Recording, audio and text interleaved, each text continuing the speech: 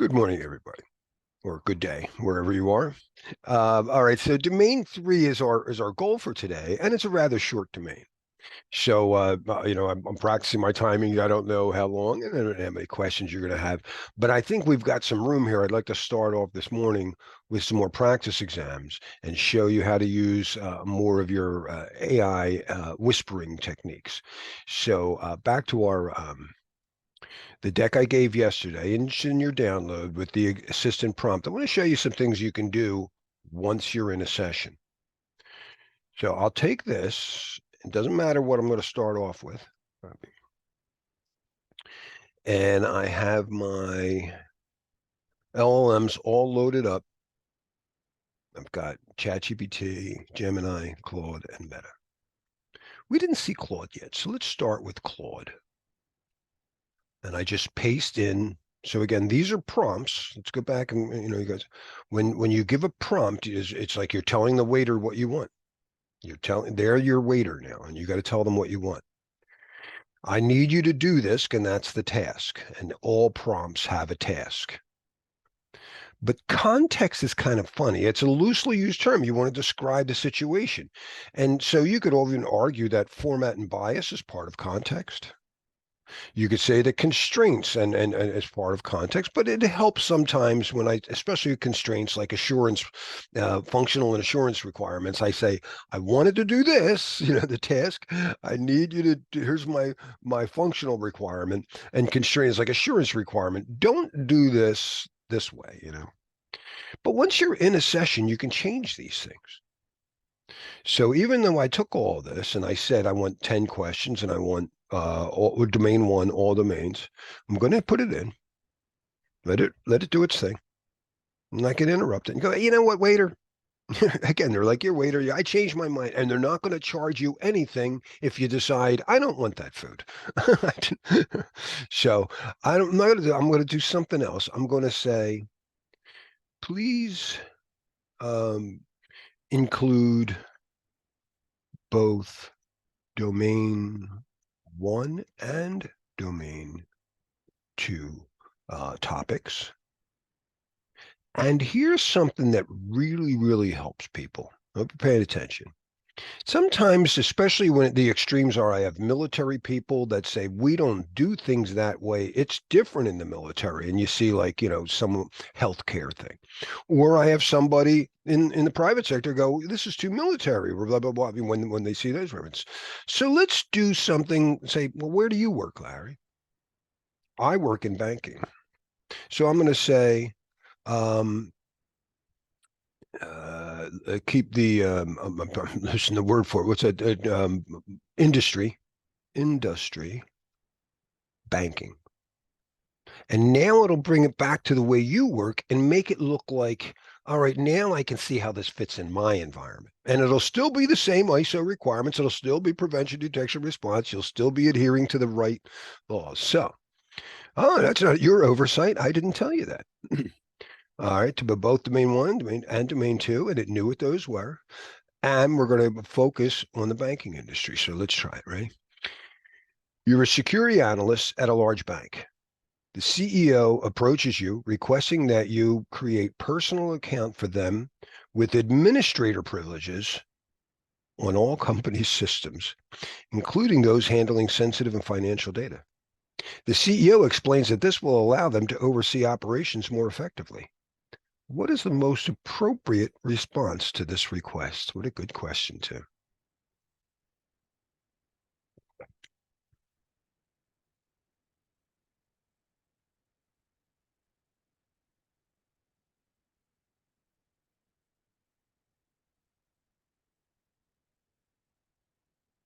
I see a couple people have jumped on it.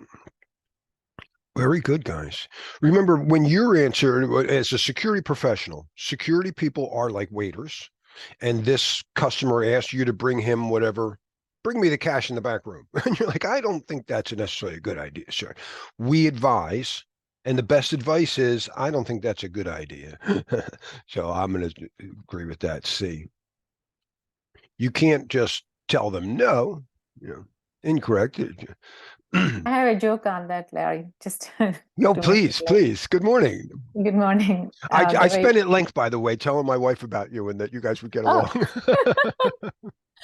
so every time we go to a restaurant, if I really have a genuine concern, if I tell the, waiter, waitress, hey, this dish has a hair or something, my husband always says, don't complain. They take it to the kitchen and they spit on it and bring the same.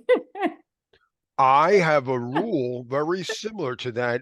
I grew up in a very poor neighborhood and I knew whatever. And I said, if you're going to complain about a waiter or a cook, don't put anything else in your mouth from that person again. That's it. Once I have a problem at a restaurant, I'm done. I'm leaving. I do not say, bring that back and cook that right. No, I'm with you. Yeah, I got into an argument when my wife and I were first dating. We got into I went to a restaurant and they ignored us and let somebody go ahead of us. And I was like, what was that? And the lady kind of got a little snappy. And I just said, come on, we're going. My wife goes, that fast? We didn't even eat. And I said, I'm not putting anything in my mouth after we just interacted like that. Yeah. And that's why I love using a restaurant, though, because it is important. You know, there are major assurance requirements. All right. So next.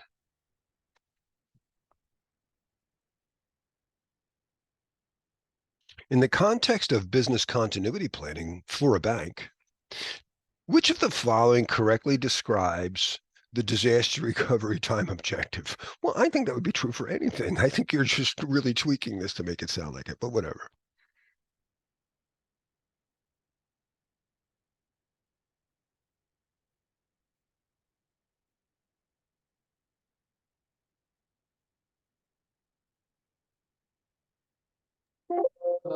A should be C, the maximum acceptable time for restoring critical business functions after a disruption. Very good. What's wrong with B? Actually, the business after the recovery time It objective doesn't is, have to be all systems, Right. yeah, critical B, what system. is B describing?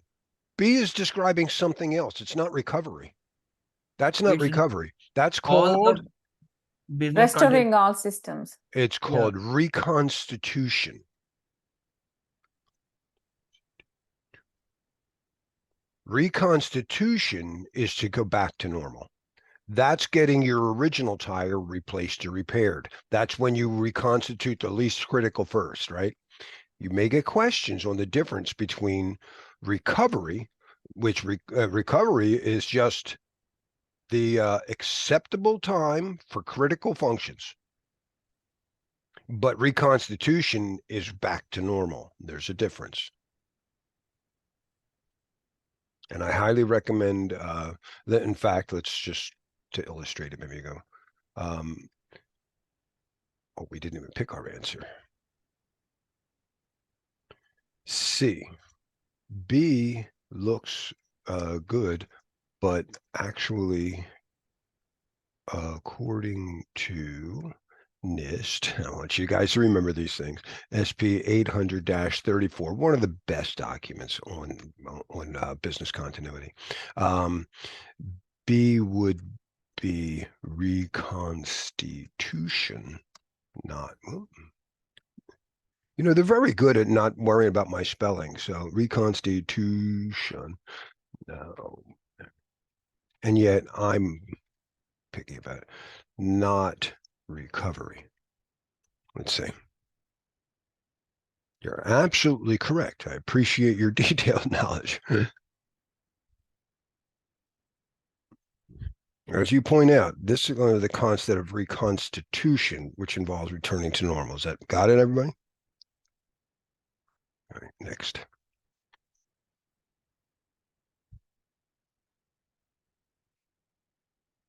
A large bank has recently experienced a data breach where customer account information was potentially exposed. The incident response team has contained the breach and is now moving to the next phase. What comes after containment? Which of the following actions should be prioritized?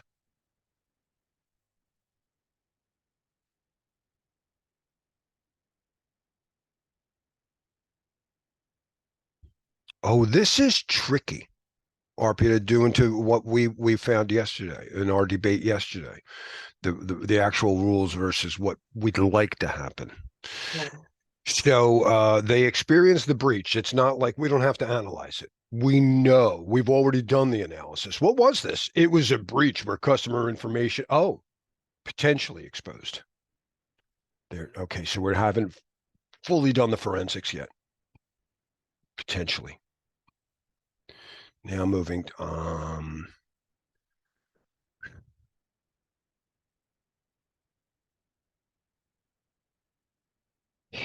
B would be nice, but if it exceeds 72 hours, then you should be telling. But I don't know immediately sounds good enough. I don't know if because suppose this happened in an hour and we still got 70 hours to figure it out. It should be B, conduct a thorough investigation and determine the extent of the breach and affected accounts. Yeah. Now, again, this might take 204 days. That was the average last year. But I think you're right. I still think the best practice is to attempt that. What would C would be lessons learned, right? And D to their pre-breach state. Well, contain, it is recover. And then no, it's eradicate. You got to clean it, eradicate. It's contain, eradicate, recover. All right, so we didn't eradicate it. Implement the new, yeah. All right, so it's got to be B.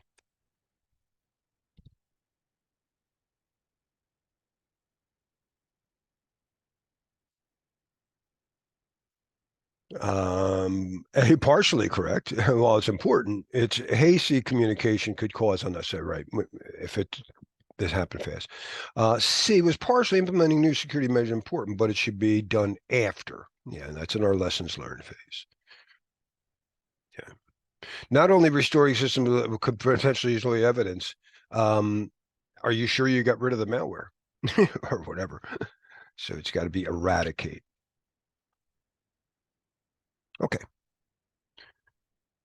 Let's try one more in this, and then I'm going to try it in another LLM, and I'm going to try another domain. So let's do one more.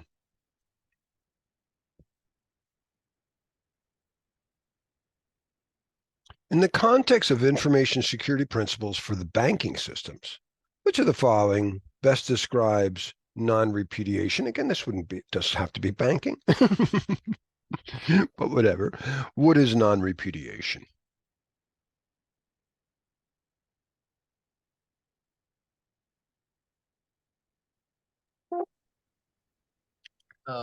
I think the option should be A, the ability to prove that a specific user performed a particular action. Yeah, it's an accountability thing, and I can account for that due to that non-repudiation thing. Yeah, I think A is the best answer. Everybody agree with that? We know it's very important for times when things have to be held accountable. Yeah, because non-repudiation basically is a part of like accountability. Say that again. Non-repudiation can be the part of accountability. Like Yeah, and the point is to say non is to say you can't, and repudiate is to deny. So I can account that it was you. It wasn't me. You can't deny it, Bob. So I properly accounted. So non-repudiation makes it really easy to account for things. Account is just keeping a record of what happened. So it doesn't have to be a person. You know what I mean? It could be like, what happened yesterday? Well, according to the count, we had 3 inches of rain. And it's not like the weather's going to deny that happened. So non-repudiation is a special thing when you're dealing with humans in accountability, if that makes sense. All right, so let's go and let's give Gemini a try. I want to, I'll change the number of questions. Anybody want to give me an industry that you work, and maybe we can see if we get your stuff in there.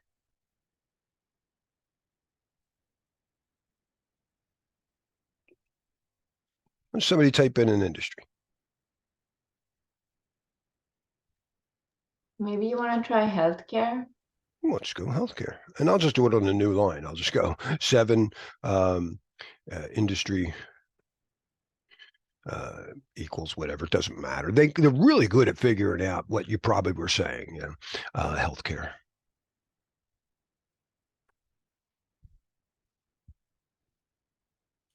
Now, one thing I noticed, Bard, let's see if it didn't do it. Let's see. Yeah. Okay. Sometimes our Gemini goes off the rails and forgets to wait for my answer. And you just have to say, hey, you were supposed to wait. So remember, you could always guide them along as they go off track a little bit. A healthcare organization is implementing a new electronic healthcare EHR system. During the implementation process, a security analyst discovers that some patient data is being stored in unencrypted text files on a shared network drive. Which of the following actions should the security analyst take first?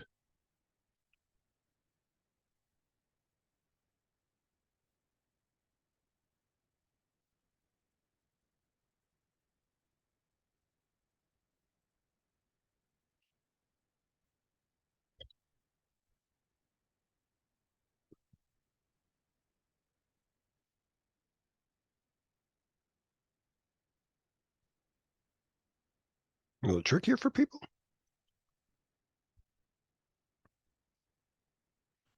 You're like a waiter, right? Does the waiter stop things? Definitely gonna be D. I don't like C because it's not really my job to stop things. I'm a security analyst. Analyst, as far as analyst, yeah, they can only report, not perform any actions for the Okay, so incident. who are you going to report to? To the vendor No, no, no. or It's to the gonna be privacy officer? the privacy officer. Yeah. I think that's a better answer too. I prefer to report internal and then let somebody make the appropriate things. So I think that's the better answer. I don't think we should take a hands-on approach and start doing stuff. Anybody else like a different one? Oh, Parvati, you'd like to see? You want to stop it? Because it is risky. I mean, it is customer data. I'm afraid that it's not my authority. We knew all Yeah, I about that. agree with actually agree with D. Okay, that's it.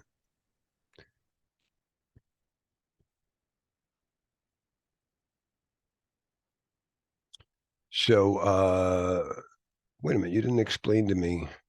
Hold up. Please explain all the answers to question 1 before Something, moving. Larry, I want to add here is um, it's always possible that something larger is going on. So maybe you see that a file is encrypted, but you may not have knowledge about the bigger picture. So even in that scenario, it's better to go to your chief privacy officer or your head or whoever it is and inform the manager about what you are seeing. And it's possible that they tell you, yeah, I already know about this, we are working on it, or something of that sort. So usually jumping to fixing a problem might not always be the right answer for these type of questions. You're absolutely right. And I almost went there and I held back, but what you reminded me of, and it's your experience, and my wife knew it. I didn't know coming up when I took my CISA. This is the first time back 2005, you know, and there was a question very similar. Do you do something? And I think it was either I reported outside, you found the discrepancy and you report, or do you bring it up to the data owner? And just what you said, it's like, yes, and it's like, yeah, we knew that that was encrypted. We have other mitigating controls. Did you notice the line itself is a VPN, Mr. Smart Guy? Now you got the CEO all freaking out. So never go too far out of scope. Who's in charge of that system? Now, I was looking for the data owner for this particular thing here. A healthcare, the network infrastructure. Oh, there were several critical. Wait a minute, we're on question 2. Sorry. Of this health record system, I would like to know who's in charge of it, and I didn't see that. But the privacy officer is still internal, And they may very well know about those, and they're called, again, compensating controls. Yes, we know the thing that we wanted didn't do what we wanted. It didn't meet our configuration or our organizational baseline in our policy. That the technology standard didn't support that. So we have other things instead. Yeah, very, very good, Arpita. Thank you. All right, so they gave us the reason why that was wrong here. So report the blah blah blah blah blah. Yeah, immediately stopping. This was your first guess, Parvati, but then you realize it. While this might seem, it could disrupt a critical healthcare operation. Yeah, somebody died because you did that. All right, so next, and let's look at our question too. They already gave it to us. You're a security consultant assessing a healthcare organization's network infrastructure. You discover that several critical servers are not patched with the latest security updates. Which of the following actions should you take first?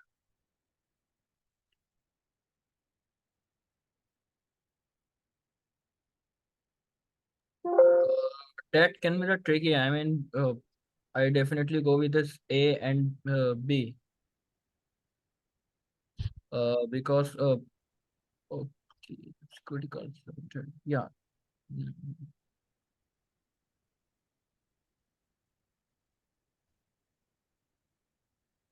Yeah, it's gonna be D. Yeah, then it's gonna be the D because yeah. Sorry, actually, I got into the system administration side. Are these under our purview? Does a Yeah, security yeah. consultant maintain servers? No. That's where I get confused because I am working as a Linux sysadmin. So That belongs to them. yeah, I would notify them.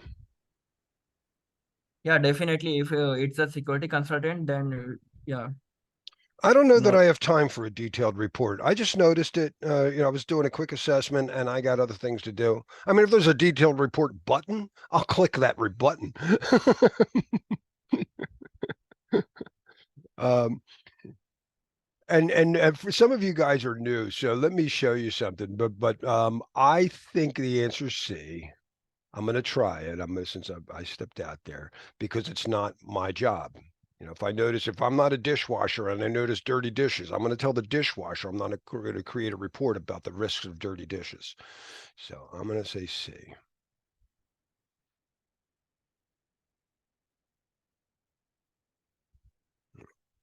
But back to reports and what that person may have been doing. Vulnerability scanning, which we'll talk a little bit more about, but I like to plant these seeds over and over again. Vulnerability assessment. And the most famous tool is probably Nessus, though they all do the same basic things. So Nessus is a scanner that goes out, if you guys may recall, we were looking at the National Vulnerability Database, or MITRE. And it looks for all these vulnerabilities to see if you have them. So every day when this is updated, Nessus and everybody else, let me give you one of these, give you an image of what it looks like here. We'll go out and scan these things and create these detailed reports. And that's why I said, wait a second, what's the detailed report? Am I clicking a button while I'm surfing the web in the background, looking up guitar prices? But it's really cool. And every day they update their database with these known vulnerabilities that are called CVEs, common vulnerability and exposure numbers. It's pretty cool. Now, those of you, you hear me talk about NIST, and you may even be working in the U.S. government or have to understand the NIST risk management framework. SP 800-53 is their catalog of all security controls, all preventive, detective, and responsive controls, all in whether administrative, technical, or physical. And they keep a catalog. There's 20 different types of controls. And so they want to see reports in this field. So if you're looking at the controls and you told me the control on a scale of 1 to 10, what do you know about it? Well, to make that a lot easier, NIST created, let me go back here. Actually, I'll just go to Google. It's easier to get around sometimes. NIST created SCAP. SCAP is now like a standard for how the controls should be worded and stuff like that. And it should be used in these tools. So now if you go to, if you go to Nessus or any vulnerability scanner and you say, give me an SCAP report, back to, create a detailed report, easy. Click a button and you get a report. It's pretty awesome stuff in the SCAP field. So if you're in that field, this will save you a lot of time and money and put things in a consistent format so everybody's menu looks the same. This was created, a good deal of this was created because the US government in just Air Force versus whatever the Marines didn't do things the same way. What do you call stuff that's not actually classified, but you don't want people to see it? For official use only. No, it's called it's sensitive but unclassified. Now it's called controlled unclassified information, CUI. I don't care who you are. That's the part of the NIST framework to get everybody using the same words. All right. So back to our questions here, but I want you to, again, I want you to be able to hit the ground running should you come out of here and need a job. Don't just get your certificate. Oh, we're on Gemini. You're a security analyst investigating a suspicious incident on your organization's network. You discover that several user accounts have been accessed from unauthorized locations.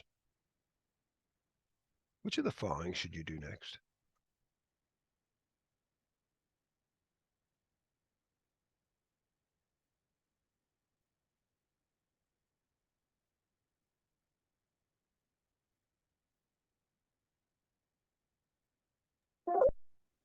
So might be C.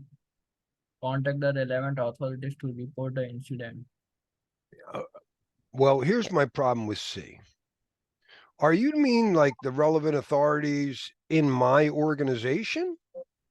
Or do you mean the police or the FBI? I don't necessarily. So this is, to me, when they say authority, I tend to think, you're talking about the cops? I don't want bringing the FBI here just because what else? No, it was a guy telling it in from home. What are you talking about? He was in a hotel and he needed to come in. Weirdo. You know what I mean? So I don't know that I want to bring in the authorities just yet. But we always want to think before we act. Right? So if you noticed you're suspicious about something, user account's been accessed from unauthorized location. It could be a hotel. Somebody died. I don't know what's going on. I like Lewis's film. I'm going to go over the logs and try to figure out what's going on here. I'm not really sure yet that I have enough information. I like B better. Now, if the relevant authority is, no, I meant your own internal incident response team, then I could be wrong. Yeah, and I think there is from an ISC2 perspective, it helps to understand their perspective because they do encourage collaboration and other things, talking directly to the team that's involved before reporting to a manager about what happened. So it's something that you would do in your daily job as well. If you found something suspicious, you wouldn't immediately go to somebody 3 levels higher in your chain. You would figure it out, try to talk to people who are your peers first, right? Peer, and then one layer up, the Yeah. manager of that service. So if you have a problem in sales, bring it up to the sales manager. Do not go over their head. Now, if you disagree, then you can go one layer up. In fact, I was telling you about a martial arts student I was coaching there over the weekend, and something about getting mad and angry. He actually called me because he lost his job because he went over a boss's head. All right. Anyway, so is the authorities my internal IR team? Oops, IR team, or do you mean external law enforcement.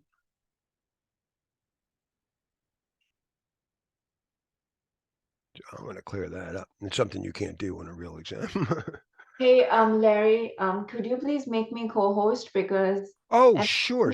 very sorry, Bhavesh. He was waiting in the waiting room for about 10 minutes and Oh dropped. my gosh. No wonder you So, didn't let somebody in. I saw apologies. somebody else earlier. Yeah. Oh, I'm so sorry about that. That's all fine. Well, they didn't even, it should just move on.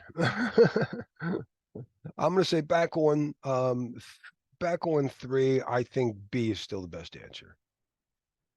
4, 3, I still like B best. Okay, so it is, you do want to think before you act. And the issue with 3 is, now it really got out of touch. You're still on 4. It just gave me 5. But on the problem is it is still best to think before you act. And when they said relevant authorities, it could very well have meant external law enforcement. You don't want to call whatever the police or the FBI until you understand what's really going on, right? Unless it falls under something, where you have to, whatever. This one's getting a little weird on my 4. So let's read 4 and I'll give it its answer. You're conducting a risk assessment for a healthcare organization. You identify that the organization's reliance on legacy systems poses a significant security risk. Which of the following is the best way to mitigate the risk associated with legacy systems? And if you're new to security or new to IT, this is a major problem. It's hard to retire old systems, especially in manufacturing and power grid and stuff like that.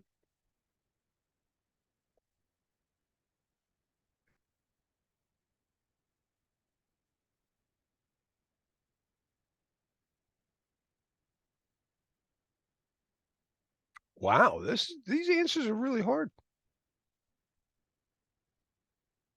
I mean, is A available? If A is available, of course I want to do that, but I don't know that A is available. Implement a comprehensive security patch program?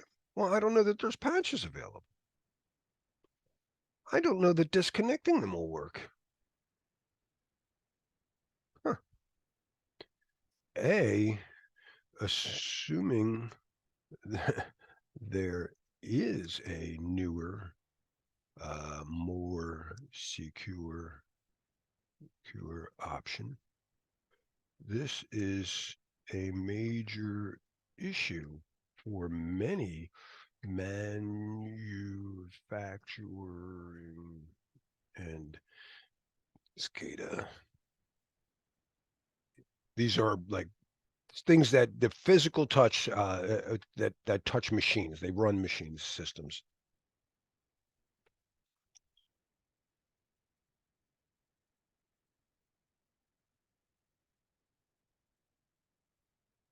Yeah, but I said it would be. So what was your answer on 4? What was the answer for 4?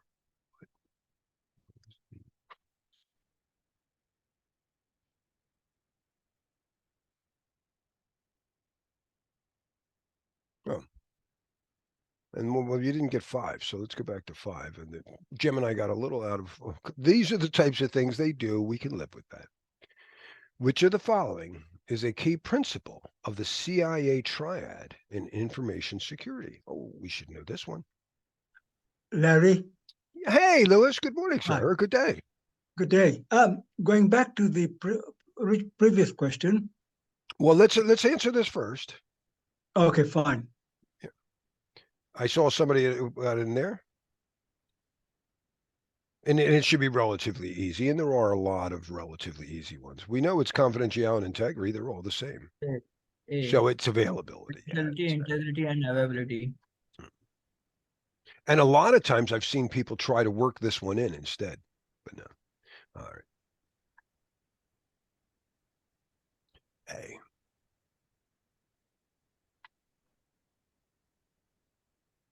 All right.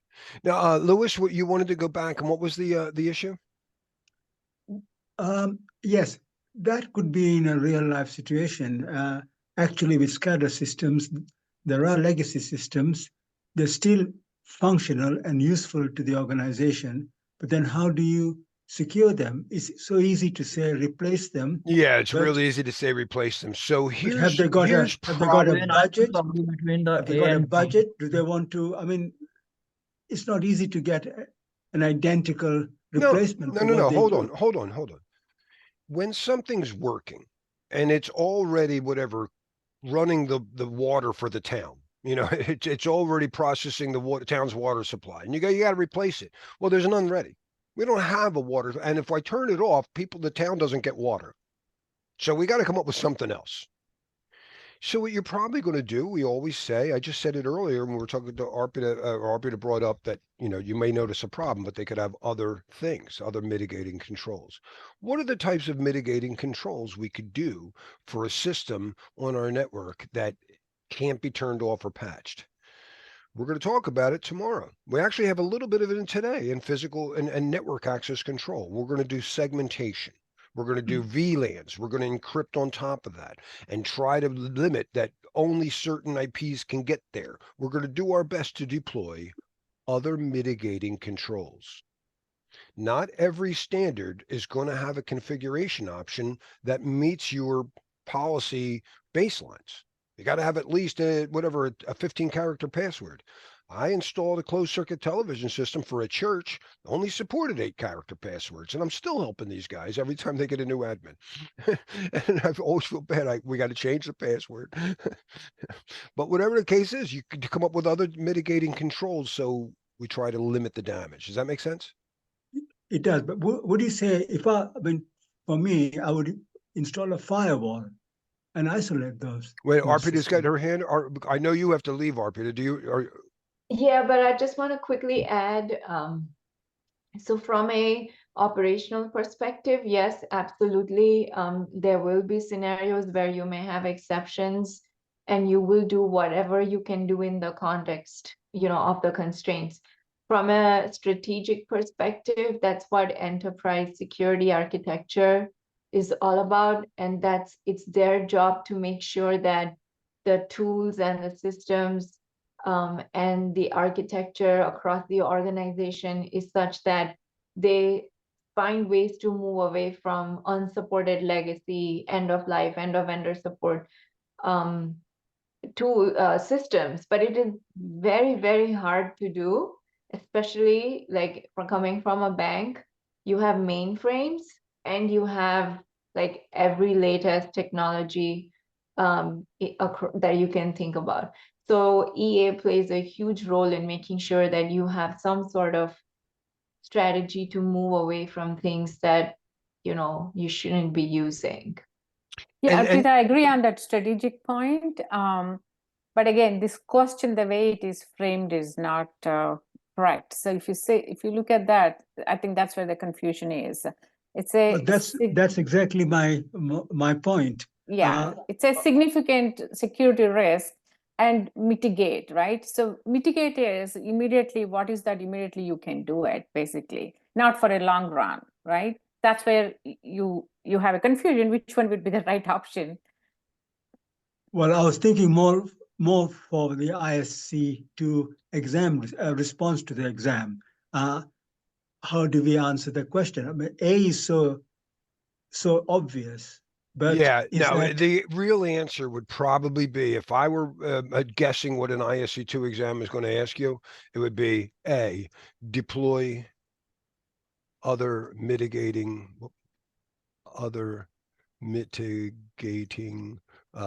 controls Correct. Yeah. until the issue can be fixed, until the issue can be fixed. Right. And you agree with that, Parvati? Yeah, I do. Yep. Yeah. I go back to the same point Luis was talking about. Yeah, I have all the intention to get rid of legacy systems, but it's not easy to find a right solution. Again, I need to invest millions of dollars. No, and it's often years. Let's face it. You sign the report. They're called exclusions, so you'll have to have or an exception policy for everybody.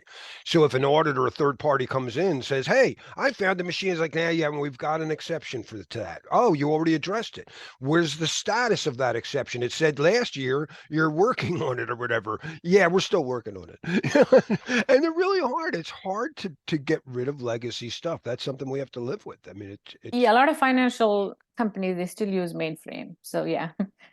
I'll give you the worst example I heard it in the military was for submarines are often disconnected. You know, they're not online. They don't want any chatter, you know.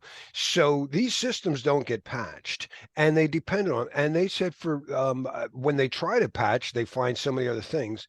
NT4,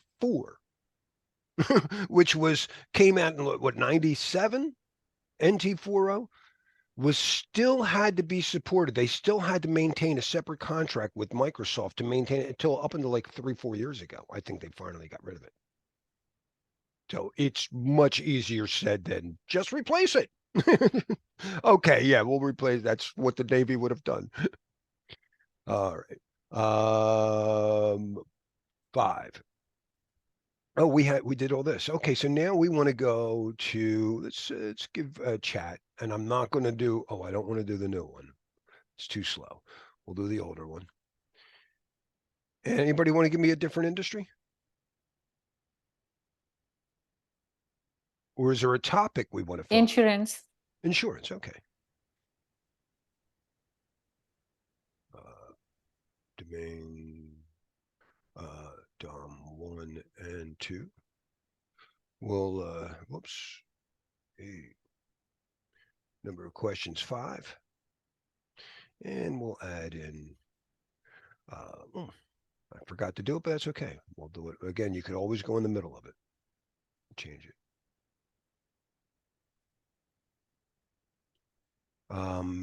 Please redo and focus on the insurance industry.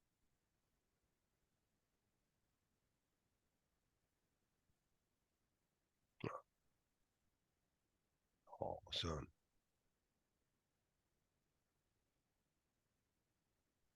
You're a security officer at a mid-sized insurance company that handles sensitive customer data, including PII, personally identifiable information.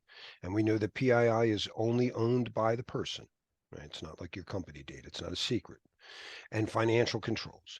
Despite implementing security awareness training, a few employees recently fell victim to a phishing scam, potentially exposing PII. What should be your next course of action to address this issue and minimize future risks?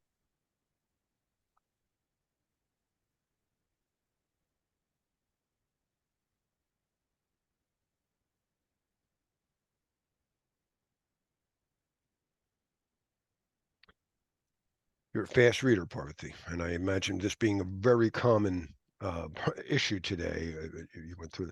I think A is the best. It would be nice to technically do something, but focusing on strengthening the filter solely. No, you still have to.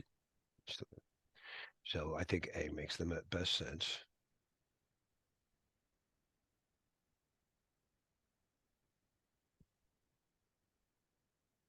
It's exactly what they said. What's that? Know before. That's my wife's favorite tool. You see if we can pull it up. For those newbies, know before. There we go. This is her favorite tool for setting up these phishing scans, and she loves it when she gets a VP. Oh, you'll never guess who clicked on it.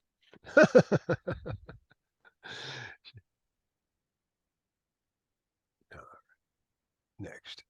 It's funny, a lot of training programs, most of the time people just fast forward and finish and take the test assessment. That's what happens. We'll say that again. Oh, a lot of times these trainings, they just fast forward the video and they try to take the assessment. Oh, yes. Then Oh, if no, they don't actually- know, they talk to their colleagues and try to pass the test. That's what happens. So that's why now a lot of organizations are very particular. If they come to know those, they'll take a lot of disciplinary actions on There's them. timers on it so they can tell if you fast forward. My Yeah. wife got caught in that. She had to take a training that she didn't want to do. And she said, oh, cause she was, "Yeah, they time me. I actually have to sit through this." Yeah. That's so funny. Next. Oops.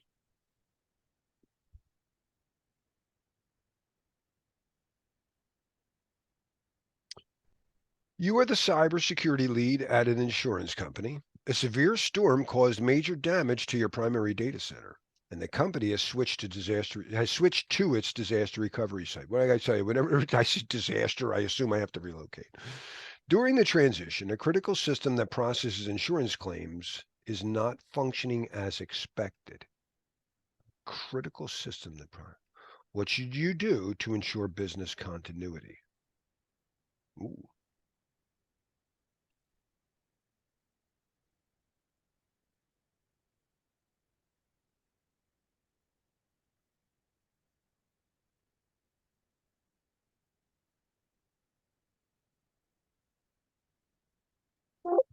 Of these answers. I think the answer should be B, but arguably the answer can be A also.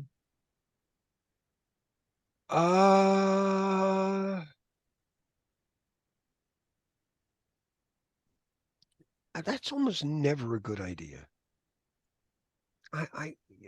Unless somebody's dying, if we don't turn off the Like electricity. halting all the operations, not mandatorily that at least the claiming processes where the claims are getting stuck.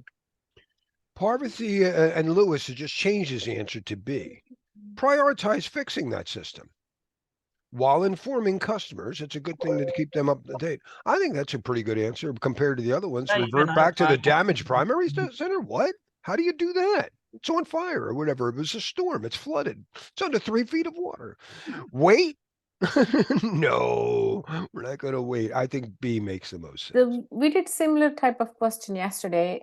So that is basically try to recover the critical systems. Prioritize. So You have in to this case, prioritize. prioritize. Yeah. My wife gave me one yesterday. She was venting that I didn't stop to think about priorities that we're going to do later on. But on vulnerability scanning, and I was telling you how she hates the outsourcing company.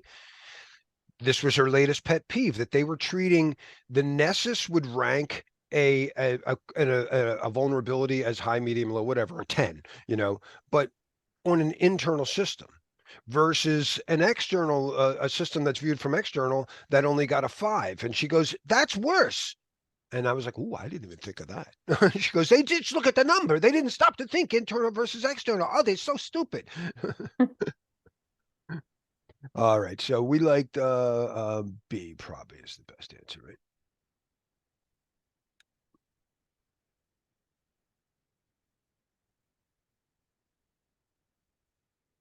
Come on, you're the old version. You're supposed to be fast. Okay. Correct. All right. They do make improvements, by the way, and you'll notice like behavior problems or actually improvements usually where you go, well, that's pretty cool. I didn't know you couldn't do that yesterday. We're ready. Next. Taking a while here.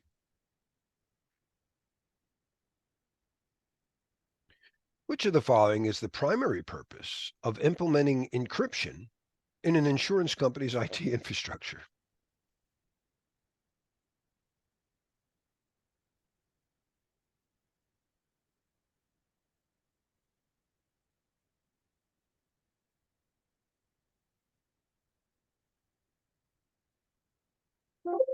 The answer would be A, to ensure the data integrity. Even though you're right, encryption does do that. The word encryption, crypt, means to hide. Typically, I think that means confidentiality. In fact, we've been using encryption for confidentiality since we've had writing. We've only been using hashing techniques since the 70s. So I think C is the better answer. Does that make sense? Whoever gave me A, I think that was Saksham. Yeah. Probably a better answer, but you're not wrong. In fact, B was also true, right? You could argue B is not wrong. While encryption does contribute to security, its primary function is not ensuring integrity. It's more related to hashing, which kind of borrows from encryption. A lot of people actually, cryptographers often say digitally signing algorithms are, people say, oh, that's when you encrypt the hash. They go, you're not encrypting it. You're authenticating it. Okay, whatever. Okay, Arpita. Thank you, Larry. Thanks, everybody. I'll see you soon. Oh, thank you. All right. Next.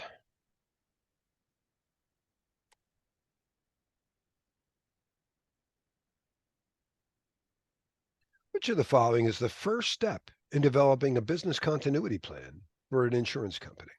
For anybody?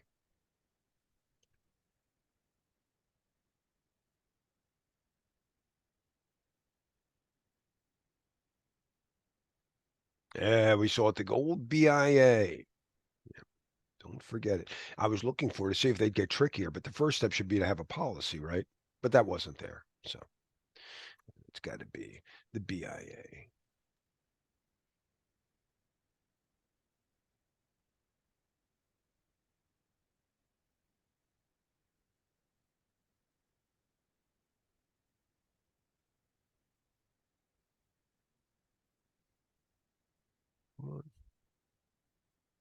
Next.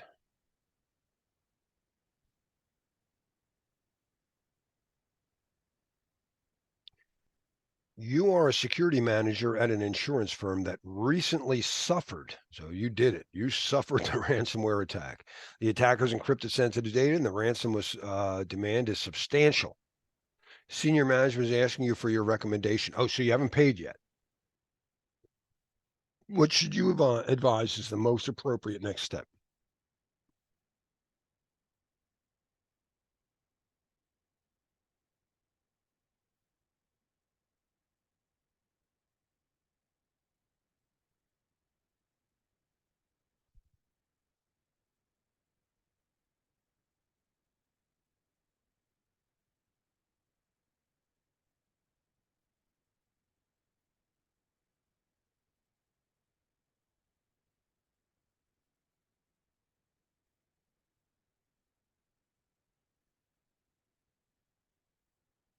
I think so, yeah.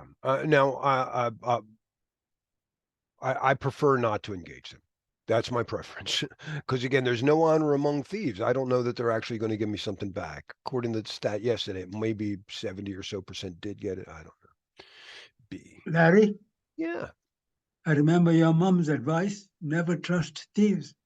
There's no honor among thieves. You know what I used to say that when we talk about collusion?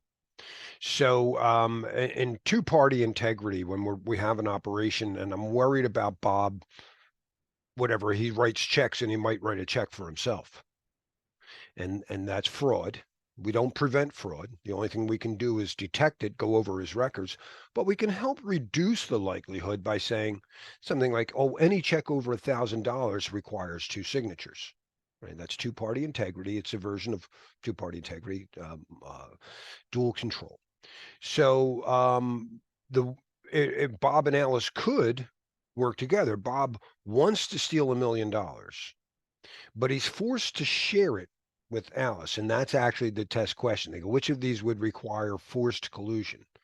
And that's what people go, what do you mean forced collusion?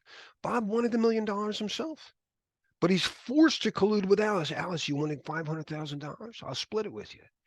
But then he intends to kill her at the end of the job anyway, because there's no honor among thieves.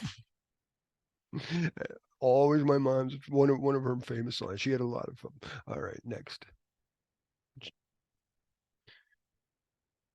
Today's my 26-year-old's birthday, and we were talking at length last night about her grandmother and some of her sayings. Actually, I forget what one that applied to a situation she was in. Oh, is that it? That's it. Hey, let's take a couple more minutes. And since we did everybody but Meta, let's try the same prompt in Meta now. And somebody give me another industry.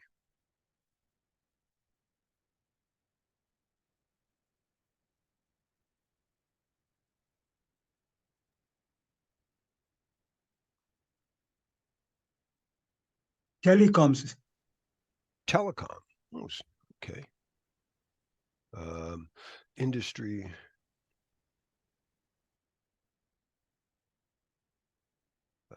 Telecom.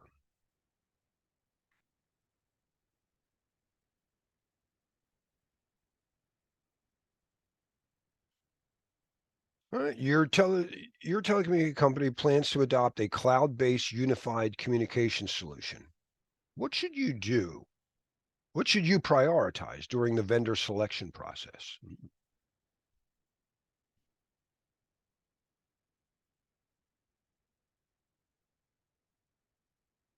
Wow.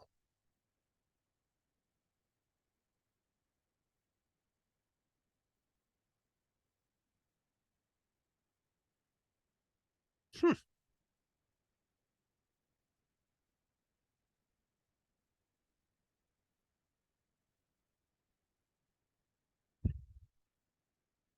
Give us a whole lot.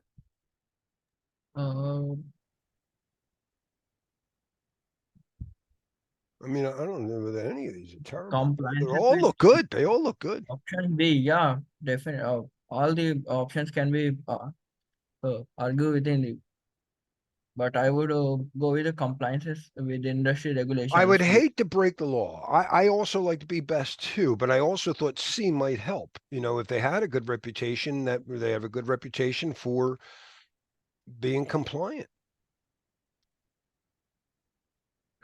Yeah, but a good reputation can be the very vast area. I'm Right. assuming With the that the cloud, that the company, being a cloud-based, comply with I go with B. regulations.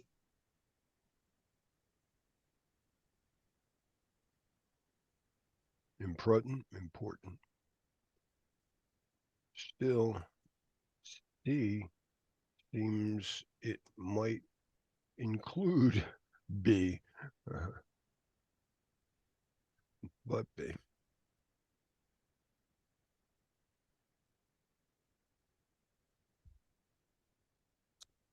Yeah. Crucial for protecting sensitive and adhering to regulatory requirements. Good Yeah, job, because Parvati. And that's what I thought too. It was the tricky, industry. very, very tricky. Okay, good question. What is the primary purpose of conducting a risk assessment in a telecommunications organization?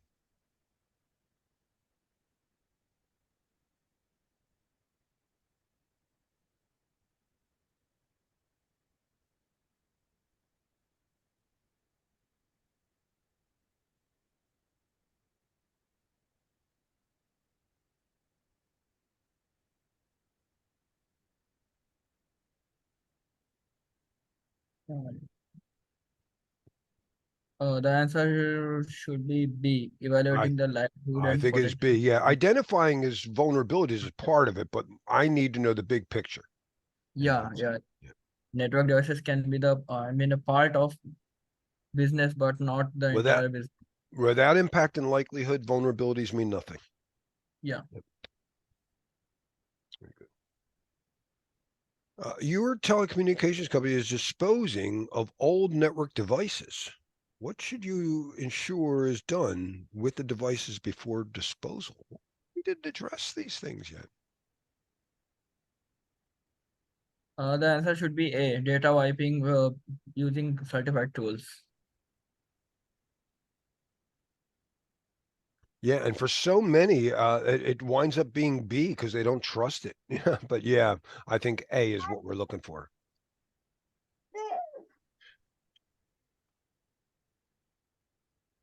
Oh, there's an old. It's amazing how this has stayed around.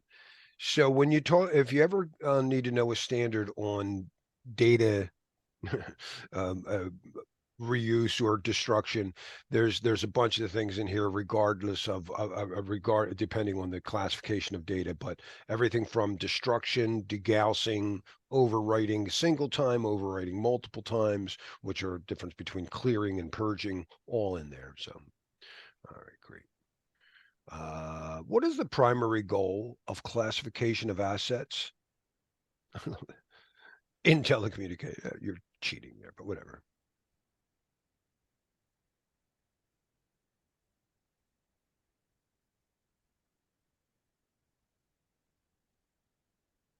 Determining asset value and sensitivity, option C.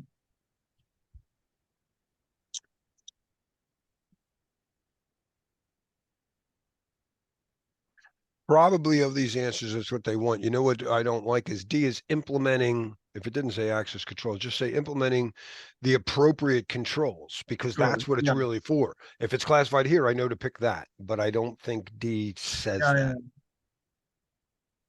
Yeah, of those answers.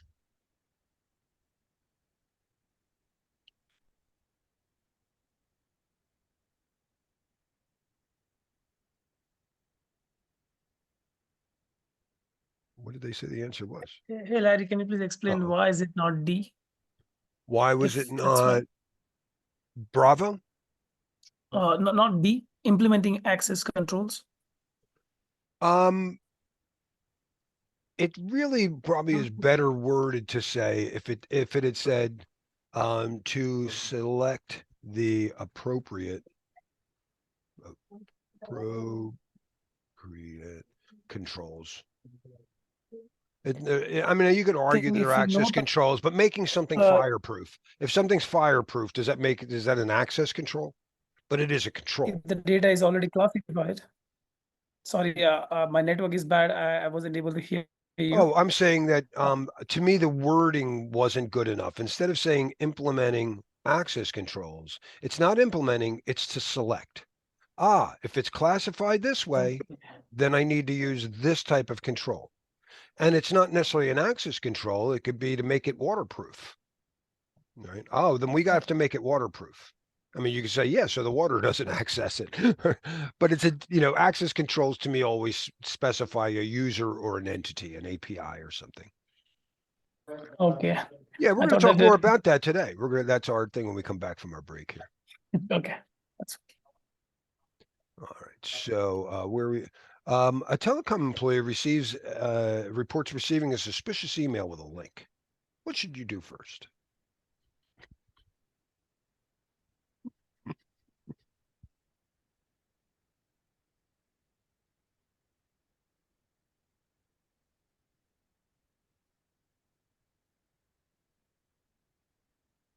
Of these answers, I guess that's the best one. What do we like? Some people already pick it. I was reading. Is that for this question, B? Yeah, again, in this question, they don't say what's your role is. So Yeah, right. I Mm. would even say to IR. They wouldn't go to IT, and my wife would go to her place. But it's not click the link. That's one that made me laugh. yeah, Hey, is this poison? I don't know.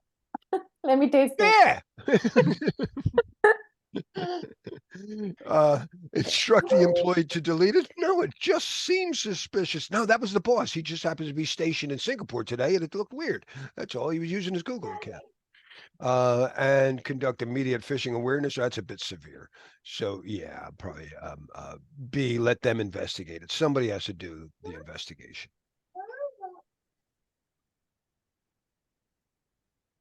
Yeah. All right. And what is the So this is primary? Meta, right? So Meta is not forming Not- questions, right? Not as verbose. It's not as Yeah. verbose as the others. To me, Claude is my favorite. It really seems to like do its research and is afraid to screw up. You can tell when it delivers an answer, it must have thought about it a few times.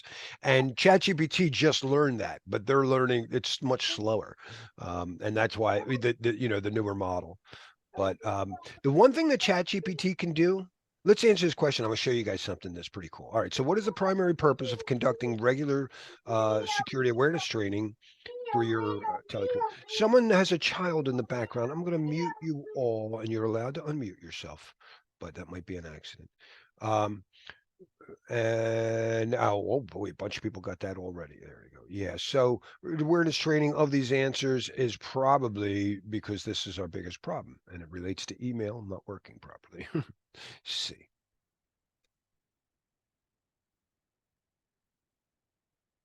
All right, we got that. Before we take a break, I want to show you something about ChatGPT for the paid version that's pretty cool.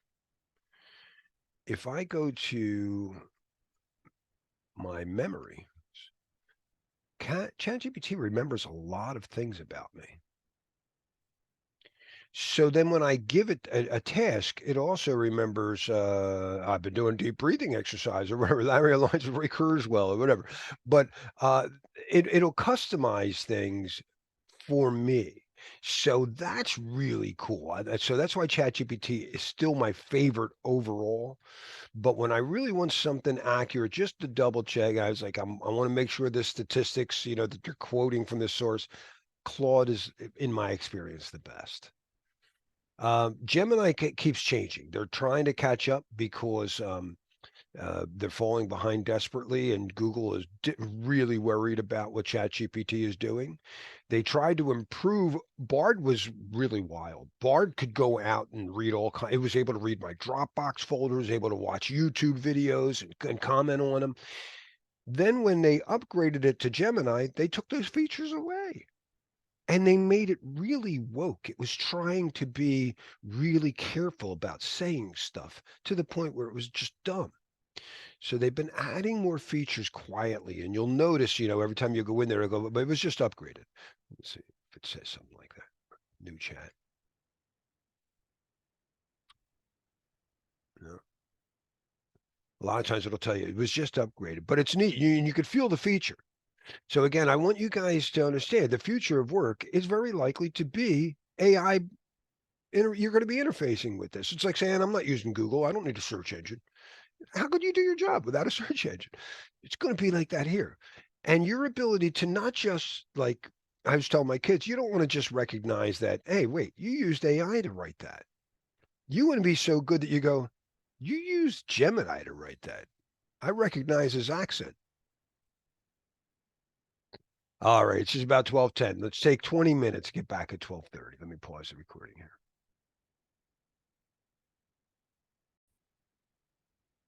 All right, welcome back. So, domain 3, access control is really the whole game. If you can control who has access to your assets, you got it, right? That's the whole point. So it's a very important topic in any security control, in any security clash. Now, we typically think of AAA services. To really control access, I need to be able to know who you are. So that's authentication. Authentication. Who are you? Who? My first step in the development lifecycle is who. All the W's, but I start off with who. And if you get that wrong, nothing else matters. Because if I think the attacker is the boss, right? So that's very tricky. This is where we do things like passwords or token devices or biometrics. And I don't want to over secure it. Just like I say, I don't have a lock on my refrigerator door. Maybe if it's a shared other places that you would, maybe you'd lock your lunch inside it. So it depends on the environment, depends on your needs. But typically we think of authentication as one of 3 ways or combination. It's something you know, something you have, or something, and they typically say you are. Biometric, bio, life. They come from the Greek, means life, and metric is to measure. Actually, the most common biometric is a handwritten signature. That's not what you are. It's what you do. Some biometrics are based on what you do. I mean, they have military ones, and in fact, they were showing me as soon as smartphones came out and they have their little telemeter in there, and they could tell, like where you are, where's my phone. They can also tell how you're moving. They've been able to tell you if somebody was drunk or not by the cell phone in their pocket. So depending on your needs, though, we need to authenticate based on one or more of those things. Now, not in here, but we're supposed to discuss advanced technologies. I keep pointing out is most of our malware is spreading through phishing attacks. We know that email is insecure. We haven't rolled out secure email the way we're supposed to with S-MIME signatures and stuff like that. So people click on malicious links in emails, phone emails. People are spoofing. It's a type of social engineering attack. Phishing attacks are. And you click on something and it steals your authentication information. This, as far as we know, can't be stolen. It's in a tamper-proof chip. That's the same thing that's in your Windows TPM, your Microsoft machine. So it's not just on here. Your iPhone has a trusted store where you can't steal private keys. There's nothing you can click on. Android, not so much. So these hardware storages are where if I'm using my private key to authenticate, there's nothing you can click on. So rather than multi-factor, I like to do a single factor, but it's not passwords. It's something I have, just something I have. All right, so that's authentication. And then once I know who you are, I need to limit what you can do. You know, this is the first step of access control. All right, I feel very confident it is Bob. What is Bob authorized to do? Authorization.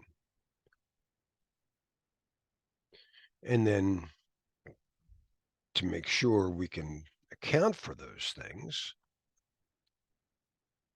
accounting.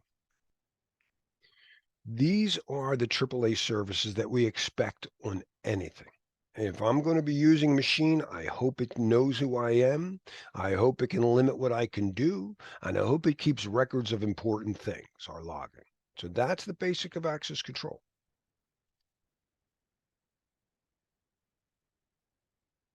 Also, there's some cool terms to save you. So instead of saying authentication, we typically see auth N to authenticate.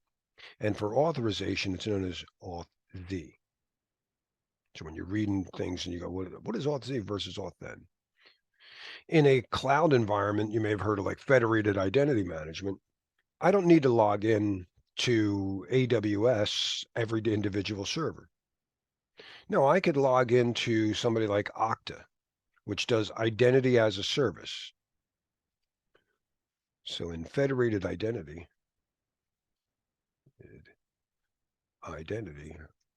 we have identity as a service provider, and their job is to perform auth N only. Then I could go to my cloud service provider, who's going to decide not that, wait, prove to me you're Larry, just whether or not Larry is allowed to see this. And that's the auth Z. Whoops. So the cloud service provider does the auth Z. Not QAuth, auth. Another thing that's really relatively new in the way we started is authorizing things, authorizing Bob, or again, APIs. When we authorize, we usually see something like users and entities.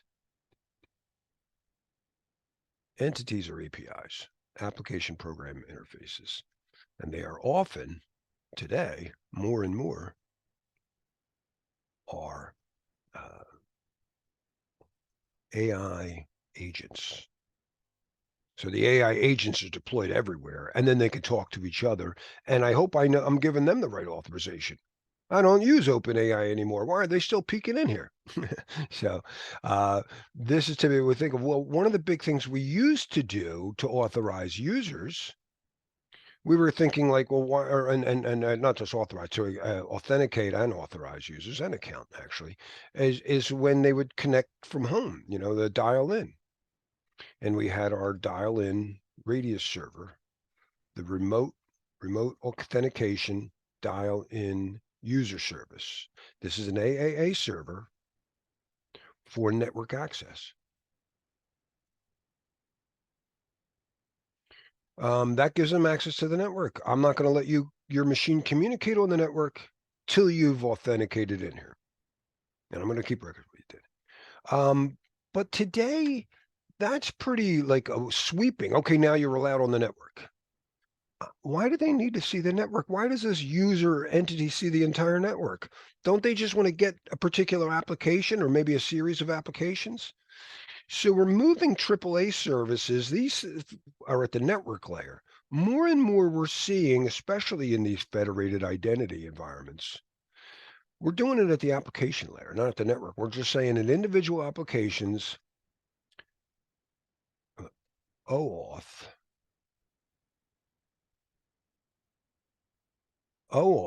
provides it at the app level. So we'll do a little bit of that today. You don't have to get too deep, but the OAuth is when, typically in cloud environments, I don't give somebody access to my network, right? AWS doesn't give me access to their network when I use a SaaS application. They just give me access to the app. So we're watching, these are AAA services, AAA at the app level. There's a little quick introduction, and we'll go through these things now. But again, access control is the whole thing. If you can control access, game over. That's a big if. So we're going to be covering physical access controls. Just how do they get in the building? How do I know who you are? How do I keep records of what you did? We got cameras and stuff. We also have to worry about people getting into the building pretending to be somebody else. Sometimes people will just wait in the bushes, see somebody open the door and come in. That's tailgating. Sometimes you just go, hey, I forgot my badge. Oh, sure. And they open the door for you. And that's piggybacking. So if you know you're giving somebody a ride, if you held the door, that's piggybacking. You just let them in and they didn't use their badge. But if they snuck in behind you, that's called tailgating. Either way, these are risks. There's another one where we're piggybacking where the guy actually says, I forgot my badge. And the person goes, here, use my badge. Sometimes you have these turnstiles that only let one person through at a time. So you can't just follow. That's called passback. They often do it for the friends. Come on in, here, just use my badge. You may want to stop that too. When we check people coming in, and that's all you do is check to see if they're coming in, or let me see who's coming in, but you didn't check them going out, you're probably vulnerable to that type of thing. But if instead you said, I'm going to maintain the state of where you are. So you use your badge, you badge in, and now it knows you're in. That badge can't be used to badge a second person in. They go, you're already in. When you leave, you badge out. And then it knows, okay, now you can be badged out again. That's an anti-passback protection to mitigate that type of piggyback attack. But you make a question, it's very simple. Like, again, some turnstiles, I've been on many military bases, they will only fit one person. So a turnstile can help mitigate it. They usually show up man traps. This is like a double set of doors. Some banks will have them where a person authenticates. They're in a small little room, and you can visually check. A guard can look and see, is it just one person or whatever, and then let them in. So there's various countermeasures there. We also, even though it's physical access, we have administrative physical controls. Administratively, like we're going to do rotation of duties for who the guard desk is. That's an administrative physical control. Or I could have really complex motion sensors that are technical physical controls. So be careful; those things get a little weird sometimes. And then we're going to go more of the logical access control, and that's just the basic of how do you get into a computer. AAA services still in both physical access, but we need to know a little bit more. Like, for instance, when I authorize you to look at a file, do I have Linux up here? It's probably showing my, yeah, it's showing my mail right now. I'm not going to bring up the Linux box, but let me, and these are my files. I'll right click my logo, show more options, properties. And as the owner of this file, since I created it, I get to change permissions. I get to set or remove permissions for people. Oh, wait, I gotta be sure. Monitoring the waiting room. Arpita's not here. In Linux, the authorization Z can be read, write, or execute. But look at Microsoft. Microsoft allows you to get it more granular. Full control, modify, read and execute, list folder content, read, write, and it's some more advanced ones. This gives us more granularity in authorization. Now, I'm the owner of this file. I created it. I get to set that. But if this were like a top secret environment, and I was the guy who read the report and created the file about some military operation that we're going to be performing, I don't own that file. The operating system says I did. So we added in what we're seeing here is called an access control list. All of this, these permissions set to either a group or role or an individual identity are, this is an access control list.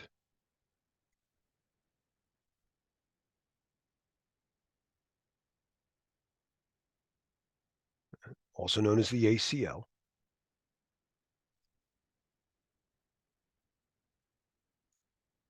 That is at my discretion, at the owner or creator, owner's discretion. It's up to me for identity or role-based access. So it doesn't matter whether it's RBAC or identity-based, user or username or group. Either way, it's at my discretion. I'm going to stop my share for a second because I need to show you something, but I don't want to show you my mail, but I think it'll make a lot more sense if I show you. So I'm going to close my mail on my Fedora client here. Okay, and then we'll bring up File Manager. That'll make more sense. Here we go. Start sharing again. Sorry about that, guys, but I am recording. All right, so this is my my Linux box. And if I go to downloads,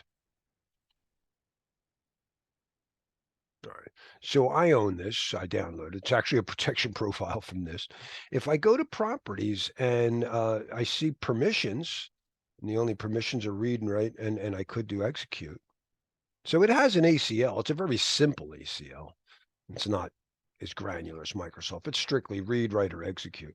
But look, in addition to the access control list, this is the ACL, there's something else. This is called a label. Labels in any context, whether it's a data loss prevention system, your training and machine learning system, when you label data, you're adding additional metadata, just some more data about it.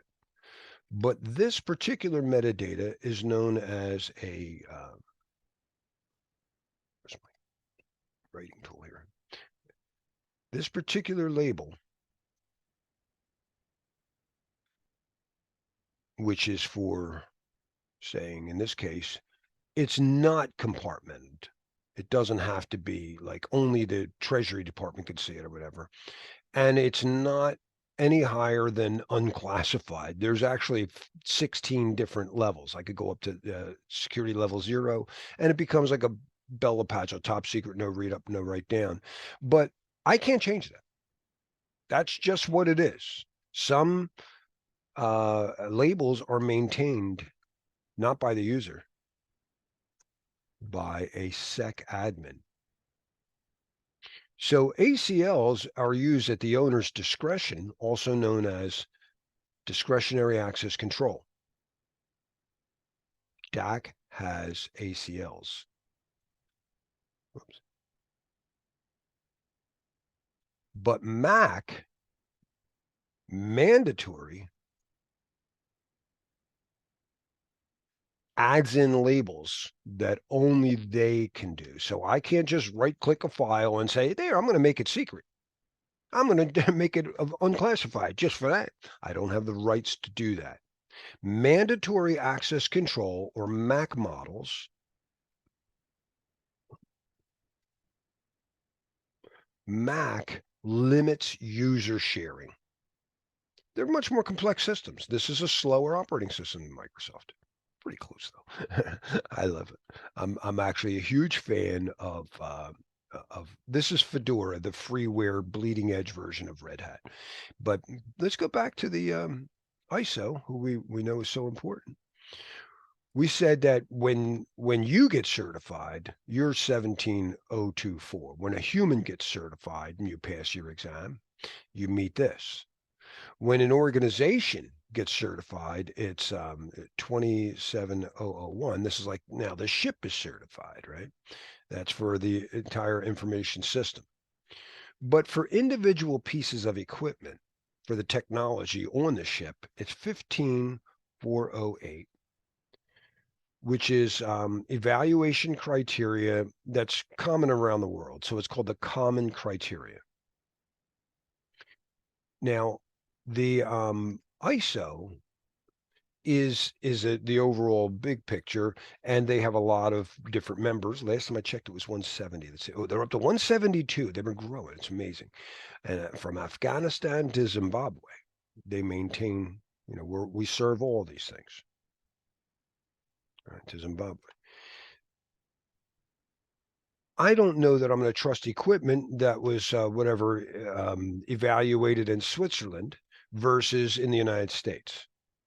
So in the United States, we're represented by ANSI. It's the people who made up the standard for your keyboard things. They do a bunch of things, the keyboard characters, whatever, the ANSI ASCII standard. But it's weird. In security in the United States, ANSI and the NSA kind of have to work together. So we actually delegated the common criteria to NIAP. This is the NSA and some ANSI guys together, and they represent the common criteria for the United States. They just updated this thing. I haven't looked at this. So there's currently 266 products that are certified. Let's see what products have been certified. Compliant products. Let's see. It's a whole new interface for me. Oh, there's the list. There's the product component list. And I want to just look for operating systems, because they could be anything, and we're going to look for technology type. It's my operating system. Certified. And, oh, did they complete it? Oh, Apple got Ventura certified. Look at that. Nice. Nice. Khaki has some specialized, that this is a defense contractor. I wonder what they do. Microsoft, look, they didn't get it certified in the United States. They were certified in Spain for some reason. But Red Hat, yeah, Red Hat for years has maintained their certification in the US. I don't know why Microsoft goes to Spain for this. They must know something.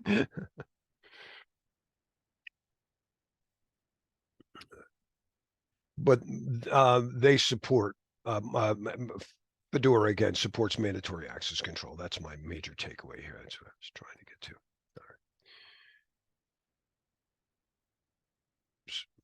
Now, that explains the difference between Mac and DAC. DAC never required that you give access to roles. So when you give access to roles, it's not really a separate from DAC or Mac. It's just an addition to. So you could be a DAC thing and implement RBAC, just as Microsoft does here. I could say this is a DAC operating system, but I don't just use usernames. I could create groups or roles. It's always best to do role-based access control by default. Really, when you control, I don't like to give, if there's 1,000 salespeople and they all need the exact same privileges, they all access the same applications, why would I want to just, individually give rights to these people? I'd much rather just create a role called sales, set that up, and all I got to do is add or delete people from that group, right? So that's always the best. But a lot of times that's not enough in this world where post COVID, where people are at home. We call this the perimeterless world, but nobody's really internal on the network. The zero trust architecture, we don't trust everything. We need to limit by, yeah, it's Larry, he is in sales, but why is he coming in from an IP address in China? I just saw him in the office next door, right? So we want to filter on other attributes. And that's really the cutting edge of where we are today.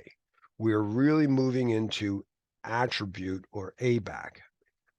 And this allows me to do all kinds of things. I mean, my eye color is an attribute. Only brown eye you guys can come in here, But most commonly, we look for things like time of day. Why are you dialing, Larry, why are you logging in at 2 a.m? That wasn't me, or location. So these are the most common attributes you'll see on your exam. Whenever they want to limit access to something, and you see you only want people in this location, or you only want during these hours, you look for ABAC.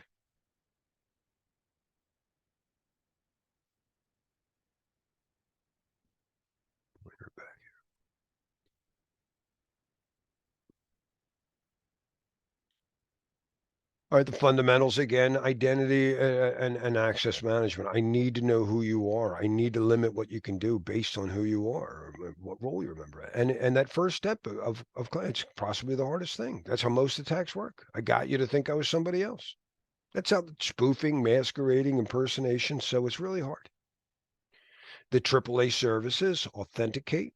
Really, somebody often first says, I'm Bob.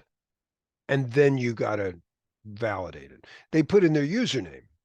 Then they put in their password. Not always. My ATM card says Larry, and it authenticates me.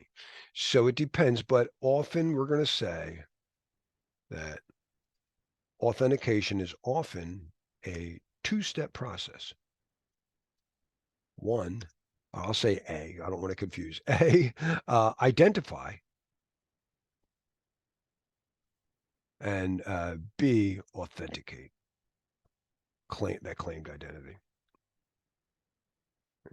Authenticate. Yeah, when somebody identifies themselves, that's just a claim. We call that your claim. You're claiming to be that one. You might say that that person is a claimant. I need to validate that. He's claiming to be Bob. But once I know who you are, I need to limit what you can do. And our best practices are always need to know and least privilege. If they don't need it, why are we giving it to them? Right. So it's easier said than done. I mean, a lot of things don't work until you let everybody see everything. Like, there was a temp file. I didn't realize they had to look at that. So it's not easy. But this is the best practice. And then if they do need to access it, what user needs write access to an EXE or a DLL? Zero. So with the least amount of privileges required to complete their job. So you don't need it, I don't give it to you. If you do need it, I give it to you with the least amount of privileges required. Again, very easy to say, hard to implement. And then we have to keep records of what was done, and I don't account for everything. You have to determine what makes sense to, some people will only account for unsuccessful attempts and logins. Other people go, no, I need to know how many times they actually made it through. Sometimes you fall under a requirement, like, I don't feel like logging that stuff. It's too much. And they go, no, we fall under Sarbanes-Oxley, sir. We have to log that. It's a requirement. So your accounting records, your logging policies,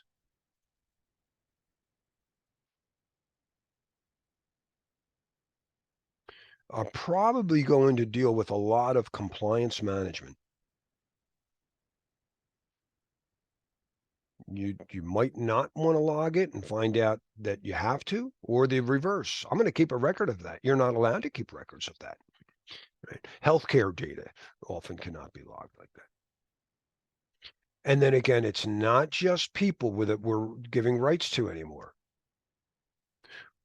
For us to have this conversation, Larry talks to a sound card, which has an API that talks to the Dropbox client, which has an API that talks to the Dropbox server, which required a bunch of APIs at AWS and my network protocol.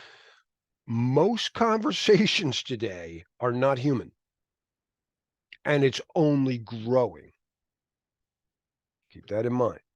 That's the hardest part about controlling access, really. To give you, if you're new to security, most hacks today are API security. It's not like the hardest part, I'm Larry, I'm SolarWinds. No, they weren't. If you don't know what happened in SolarWinds, one of the biggest, nastiest network attacks. SolarWinds is a management. It's been used for network management since I think it came out for me like at 96. When did SolarWinds come out? But it's used everywhere to manage networks. I mean, it used to be a free download, and then let's use this one. But it has privileged access to every network device. SolarWinds. I wanted to ask an AI. When did they come out? Let's try Claude. You're a little bit more accurate.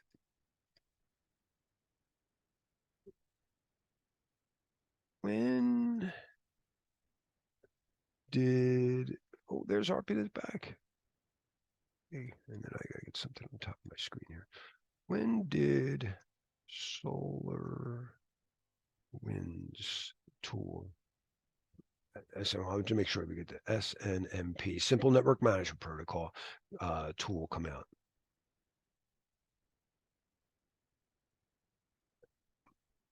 When dis, I'll figure out what I meant. Oh, maybe I said dis.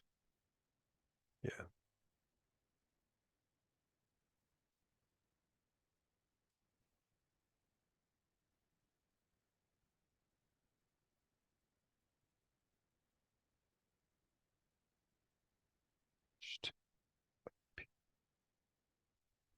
First version.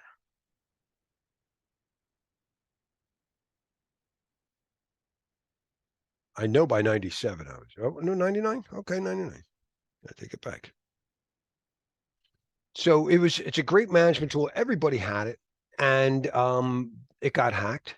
And my wife was really good. I might be confused, but my wife tracks down how a lot of the hacks work, and it's almost all just social engineering. And a lot of it is when people outsource like their help desk. SolarWinds, I think, might have been the attack. They outsourced their help desk to somebody else.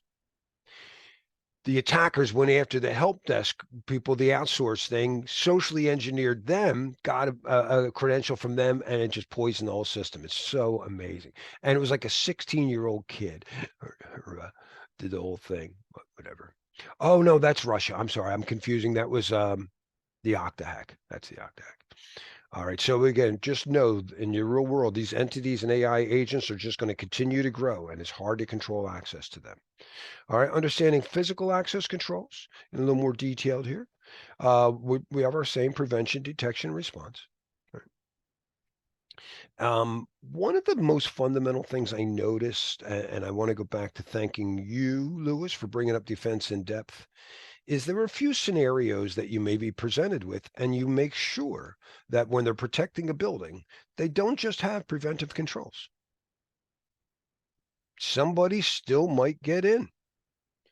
So there was a number of times where like, oh, they have locks and they have a fence. What else would you do?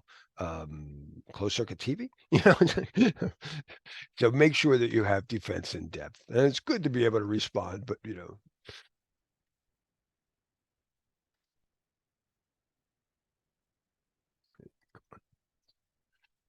So again, we have administrative physical controls.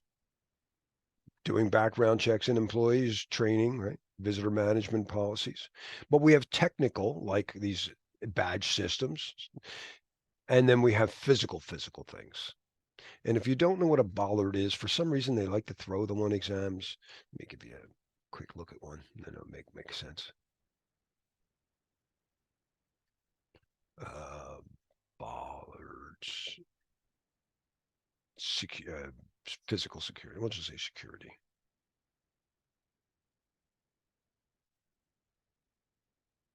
These things. Some of them are smart. Oh, here's a crash gate. These will come and will go down when somebody authorizes, and then you can get through it. There's a lot of DoD sites I go on. Look similar, not quite.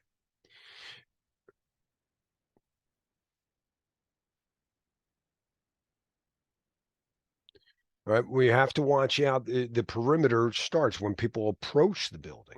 I want to have fences, maybe. It depends on your needs. You do a risk assessment and see what makes sense. But one of my favorite concepts in physical security is crime prevention through environmental design. Oh, it's a great thing to maybe even tell your LLM to test you on. First of all, when people do something antisocial, they probably don't want society to see. So that's why most crimes are committed at night, right? They don't want people seeing. So if people can see out there, it's just less likely. And there's all kinds of things about that. I mean, one of the things now, since I've been trained from CISSP, I can't not see this when I go to somebody's house or look at a house. We're shopping. When I look out if I open up my blinds, I'm the insider, right? The firewall opens up and lets me look out. If I don't want people looking in. When I open up the blinds, I better see out. I want to be able to see faces. And branches of trees, if they fall below 8 feet because of hills, are considered bad practice. You should always trim your branches of trees so nothing under 8 feet. And bushes and hedges, same thing because of hills. People could be coming down from a hill. Best practice is no higher than 2 feet. And when I look at a house and I see hedges covering somebody's window and I go, look at that. They can't even look out. This is a bad thing. An attacker would see this and he'd be, oh, this is a perfect place to break in. And I become obnoxious. My wife just says, shut up. Let the realtor talk. But it's pretty cool. So that's one thing. Keeping in mind that when people commit a crime, they probably don't want to get caught. They're trying to get an unfair advantage. We'll steal the loot. Nobody will know. And we'll be richer. Right. The other thing, though, is that people protect their territory. If your employees hate the company, or if your building is filthy, or the construction, it's not been painted in years, no one even maintains the lawn, the employees don't even like it. They don't feel at home. I can't wait till I get my paycheck and get out of here. But if you, and they actually have it it's an objective in CISSP to know that just keeping the place clean, keeping nice artwork up, comfortable chairs, coffee that's free or whatever, people start to feel at home. And then all of a sudden, they say, hey, what are you doing over here? You're going to leave a dirty pot there? The people will be more act more secure in general when they feel that. And then the other thing is, when people commit a crime, it's actually for two reasons. One, they're trying to get an unfair advantage. And that's just, as long as they know they'll get caught, they'll be deterred. But when somebody just really, really hates the place, and this happens in countries where invaders take over their land. Whenever a military, an organization takes over someone else's country, and suicide bombs go up because they don't care. And the countermeasure to the disgruntled employee is to gruntle them, not to make up more control. Why are they unhappy? Maybe it's something we're doing wrong. So we want to keep people happy. It's a security control. It's a funny word, but it's a real word. It was set backwards. I mean, gruntle came out, but gruntled. to put in good humor, happy and content. So treat your people with respect, and it's less likely they're going to want to steal or whatever, do something bad to the company.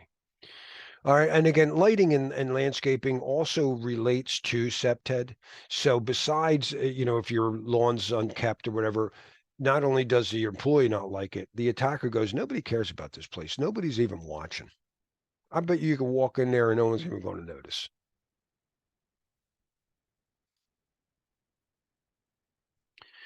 Inside the building, keeping unauthorized people from coming in. We have piggybacking, I talked about, and tailgating. We talked about man traps, right? It's a double set of doors. Turnstiles, which when they talk about security turnstiles, they're not talking about the type you could jump over at the bus stop.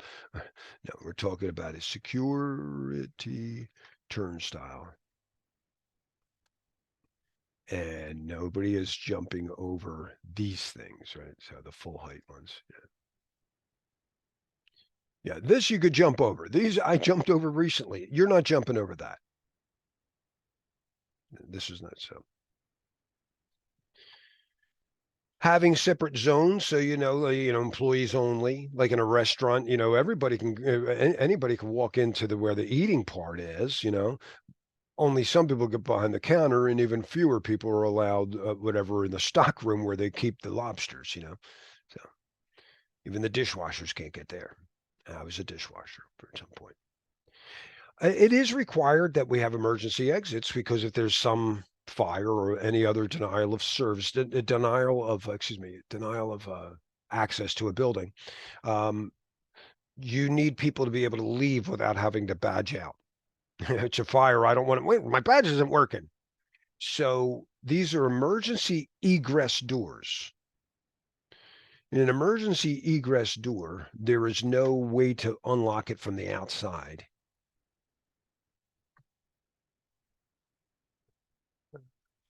Door.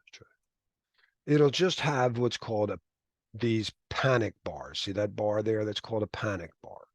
You hit that and it'll open out. But suppose somebody in your building who works for you is trying to steal equipment or let other people in there. I can't lock this. I'm not allowed to lock people out. I can't prevent anyone from using that door that way.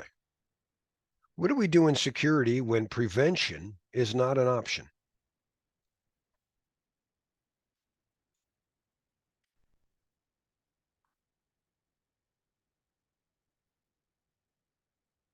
What do we know in security? We like to prevent all risks. We can't prevent all fires. What do we have in case there is a fire?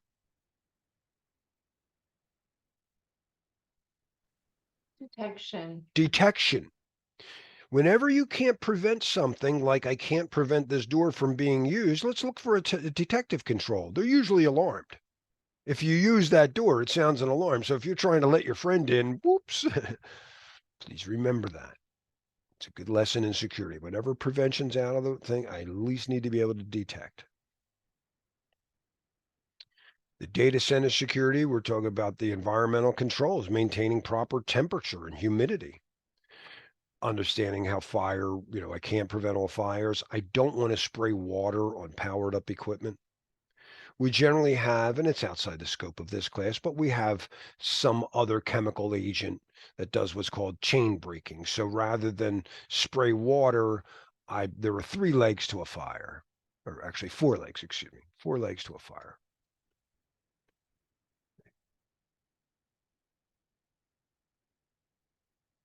And if you knock out one of these legs. So one is temperature. If I throw water on it, I could reduce the temperature. 2, it needs oxygen. Oxygen. I don't know how to spell that. Anyway, oxygen. I thought it was oxy. We're not even going to worry about it. Oxygen. If it doesn't have oxygen, it's going to suffocate. Well, I could do that with CO2. It would suffocate this fire and everybody in the data center. Only in windowless areas would we do something like CO2. 3, we could remove the fuel. If it's an electrical fire, did you try turning off the electricity? It's a gas fire, turn off the gas. But in the data center and in electronic things, we tend to go with a very special type of fire retardant system.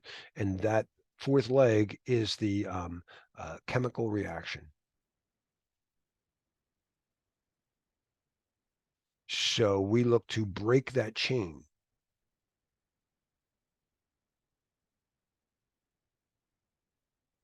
And for years, this was halon. But halon had some other issues with it that we didn't know at first. Now, there's one problem that unfortunately we found out it turned out to be very toxic. People would get exposed to it and die. But manufacturing it also depletes the ozone. That could kill everybody on the planet. So typically we don't use halon, we use some replacement. But either way, they're chain breaking agents. Rack level security. They can get very detailed, but often an admin, a network administrator can come in, or a server administrator, maybe you own the SQL server, and you go in and you log into the SQL server through this keyboard and monitor there that's in a rack that has whatever 10 other servers. And you just got this keyboard that control any one of them. There's some of these keyboard sharing devices are secured to make sure that you don't accidentally get the wrong or purposefully get the wrong server. There's a number of things there. There's also issues with just temperature, making sure that there's an, the heat goes up and stuff, but I don't want to get too far detailed in there. We could use our LLMs to test some more appropriate CC level data center security stuff. Monitoring and auditing, always a good thing, right? We got to be accountable, but I don't want to micromanage. The difference between monitoring and auditing, typically, overall, monitoring tends to be near real time. I say near, I'm looking at the gauge, and performed by an operator. Hey, I'm monitoring my thing. Yeah, I'm watching it. I just booted it up and I'm watching the performance right now. Auditing tends to be periodic.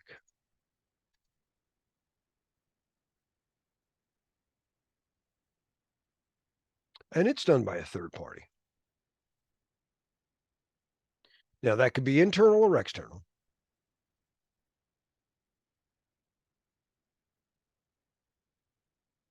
But it's not the operator himself going over his own work.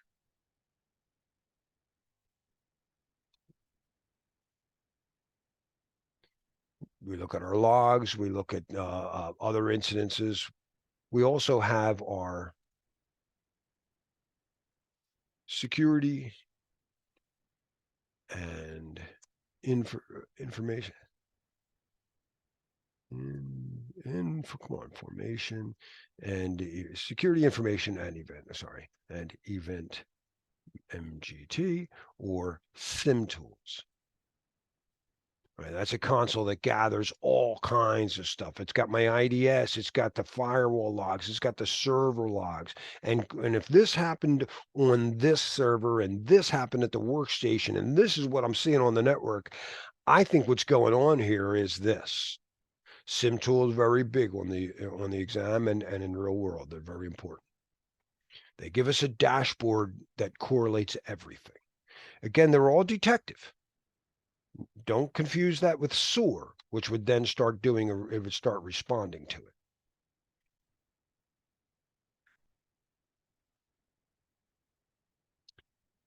So some emerging technologies, and we'll take another break here, but IoT is everywhere. And it's, I told you about my martial arts coach who came up, Tom up the Grove with the Griffin thing in the first place. He's a pen tester. He does EC Council courses and stuff.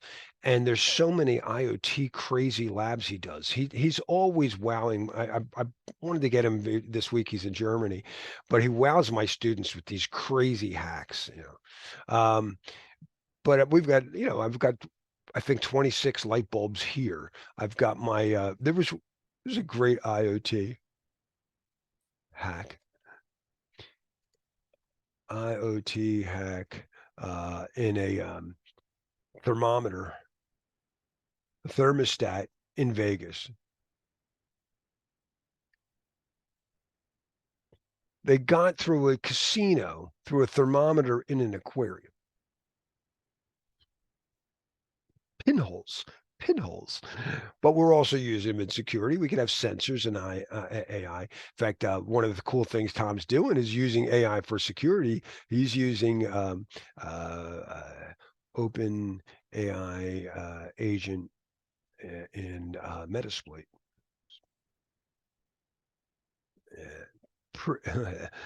He's amazing. So have fun.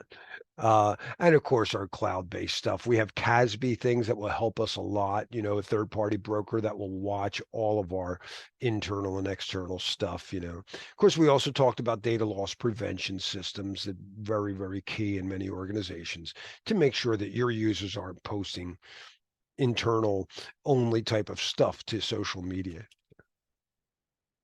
Let's start our next slide here. And I think that's a good time for a break. Let me pause the recording. Hey, where's my pause the recording stuff? There we go. All right. Well, I know some people are still here because you didn't even go away, but that's great. I got to share some of my other loves there, my other pursuits, and they're all related, right? I mix my martial arts and my music and my IT classes as a way of making an enchanting self-defense course for modern times. All right, now we want to go to 3.2, content objective, and we're on understanding logical access controls. And we talked about the basic discretionary versus mandatory, and whether, oh, does my camera turn on? No. So whether it's discretionary does not tell me I can't be role-based. Discretionary just means that all I have is an access control list that the user gets to right-click. That's standard Microsoft. But in mandatory, like my Fedora Linux, Red Hat Linux, it also has a label, and only the security admin can modify the label. And that helps control user sharing type kind of thing. It does slow things down. Again, I don't have a lock on my refrigerator. You have to do the risk assessment at your site to see what's appropriate for you. You don't want to have too much unnecessary or any unnecessary friction.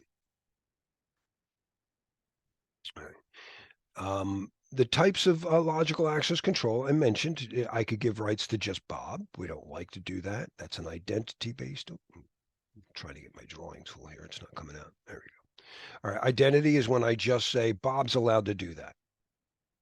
I typically like to do that for your home directory. If you have a home directory, that's yours, explicitly you. But if it's, why can you use the customer service application? Because you're a member of customer service. So as much as possible, we do role-based. Rule-based is a funny term, and it doesn't conflict with any one of them. It just says, kind of like mandatory access control is a rule. I don't care who you are, you're not allowed to right-click it and save it. But another rule could be that only people from the 10 dot address are allowed to access these servers. Either way, it's a rule that's forced on everybody, and the users have no inner thing. So rule just says it's imposed on everybody, and there's many ways to do that. But this is the cutting edge now, where we have to look at more than just because he's a member of sales. Why is he coming in here at 3 o'clock in the morning? These are things that endpoint detection and extended detection do look for. SIM tools will notify you of this. And my wife gets these calls because she works for a pharmaceutical, and her research and development users are scientists. They're all PhDs. Many of them are very technical. They try to officially get access to their local machine. Can I have local admin rights? No, you can't. But I don't want to wait, you know. And some of them will hack their machine or do stuff, and they're often like eccentric people, like, oh, I just got an idea. And so they'll come in at any time. Or they're overseas. She's had a couple of incidents where no, it was actually a Valley scientist in Singapore trying to he's trying to turn off the CrowdStrike because it wouldn't let him install something, and she had to get up and handle this thing. But it was an attribute of time of day that alerted them. So unusual behavior, unusual things could happen for a number of reasons. You're just looking, why? That's awfully weird. Another attribute that shows up a lot, not necessarily in the exam, but is like, why am I trying to change my password 100 times? That doesn't seem right. So sometimes time is not time of day. It's just weird timing. They keep looking up. Normally they do that end of report once a month. Now somebody's trying to do that end of report every 5 minutes. So there's other attributes you might consider. Auth-N, I said, is to figure out that's Auth-Z. Sorry, Larry. Pretend you didn't see that. Auth-Z. Authorization. What are you capable of doing? Read and write or capabilities. So be careful, like I said, when you go to a restaurant, the food you like might be called something else. Oh, I always call them, I still like steak. I'm trying to get more vegetarian in my diet. I've got to get more legumes to get more protein. But it might not be called a T-bone. It might be called a porterhouse where you. The U.S. Department of Defense tended to call either read or write. No read up or no write down. Those are capabilities. Then they changed to permissions, and we see that Microsoft uses that term. In the ISO, in the Federation, they call them entitlements. Wait a minute, you gave the customer service group the read entitlement, and they were also entitled to print to that printer. I see. That's not a common term where I'm from, but it is a very commonly used as the same type of thing. A lot of times people just say, I need the whatever print right. But these are all, are you authorized to have that capability, or permitted or entitled, or do you have that right? So they're all used interchangeably often in granting authorization, once I know who you are. But again, we want to consider other attributes besides role, time, location, and again, it could be eye color. No one over 6 feet tall, for whatever reason. Men versus women. You got a men's room versus a women's room. Bob, stay out of the ladies' room. And again, there are types of permissions at a very basic level. We have read and write, but we might need to execute that, and then there's a lot more. One of the things I noticed Dropbox implemented is I can have copy prohibit now. In the Novell days, if anybody remembers a Novell, I came up, it was an 80s thing. I could give you the right to read it, but you weren't allowed to copy it. Where did that go? All through the 90s and the zeros, I couldn't do that anymore. I was like, man, whatever happened to copy inhibit? That's still a handy thing. And Dropbox has it now. The other one was you could have write access, but you weren't allowed to delete it. That's pretty cool too, so consider other permissions. The more granularity, the more it lets you customize a control, but sometimes you don't need that level of granularity. Always the right way to do any control depends on your risk assessment. I have to get it. What's the right way to tailor a suit? What's the proper chest and waist size? It depends on what the tailor measured, isn't it? That's the way your organization is. In fact, NIST calls it control tailoring. You will tailor your controls to fit your needs. Password security, I mean, we all know that, but sometimes you might need to enforce that you got to have, oh, this is pretty funny. You want to break into a bunch of systems? This is, and I haven't even been in a while, but let's just go to Google. Top passwords in top passwords 2023, whatever. Okay, let's just get the most common passwords, right? And then write a tool, create a tool, go to the National Vulnerability Database, find a recent vulnerability, use Metasploit to create an exploit for that vulnerability. And I'll show you what I mean here. There's a tool called Metasploit. And we saw that the common vulnerability and exposure database is, maintains all these vulnerabilities, exploit. And so they'll show you how to find them. Oh, you want to do the CVE here? I'll show you how to do it. And you just go to videos and show you how to do it. So it's pretty easy for any kid how to do it, right?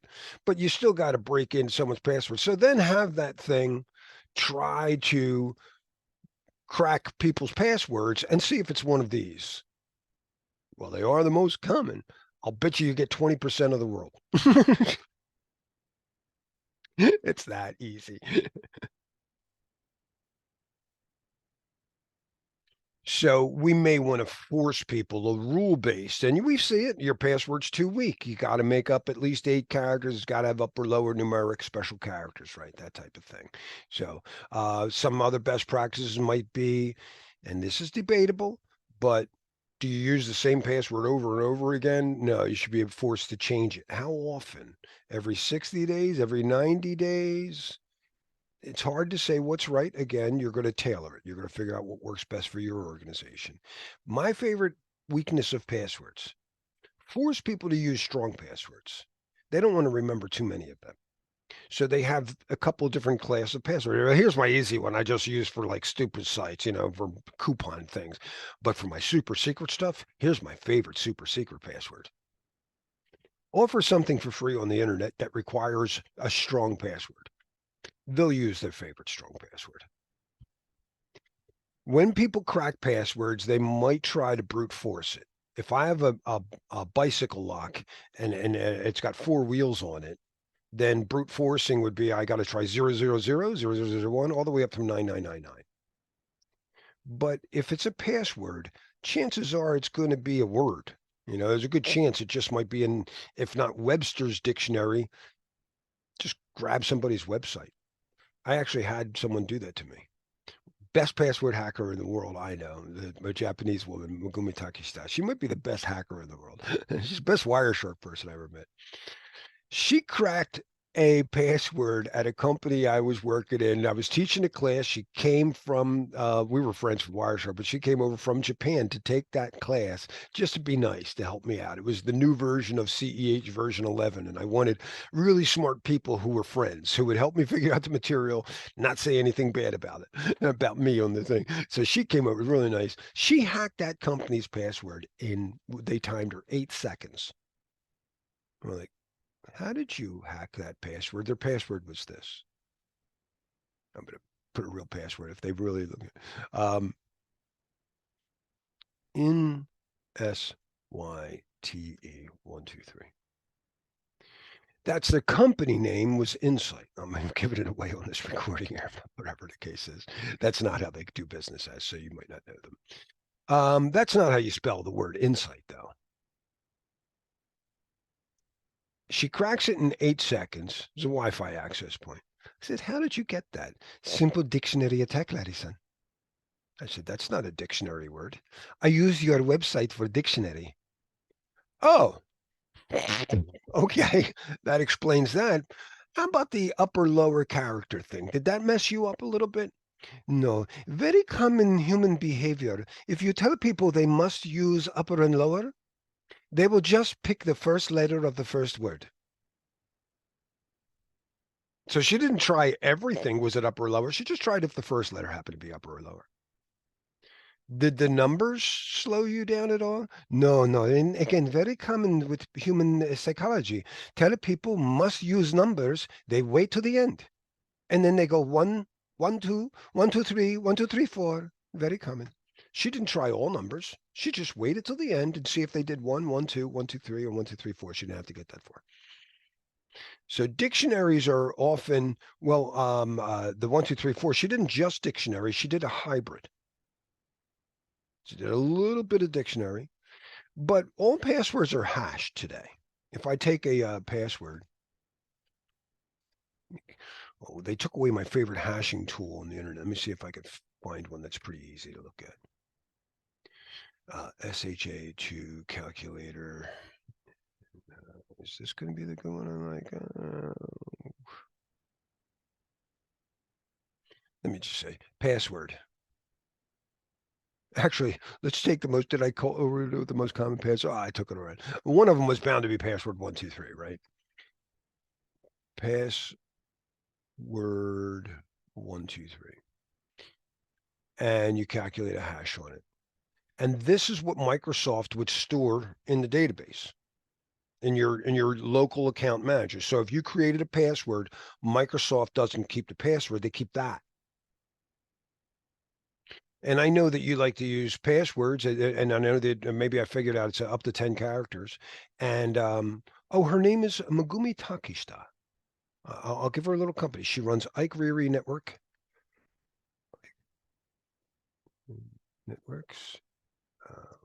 Network. And no, Ike Riri, no N.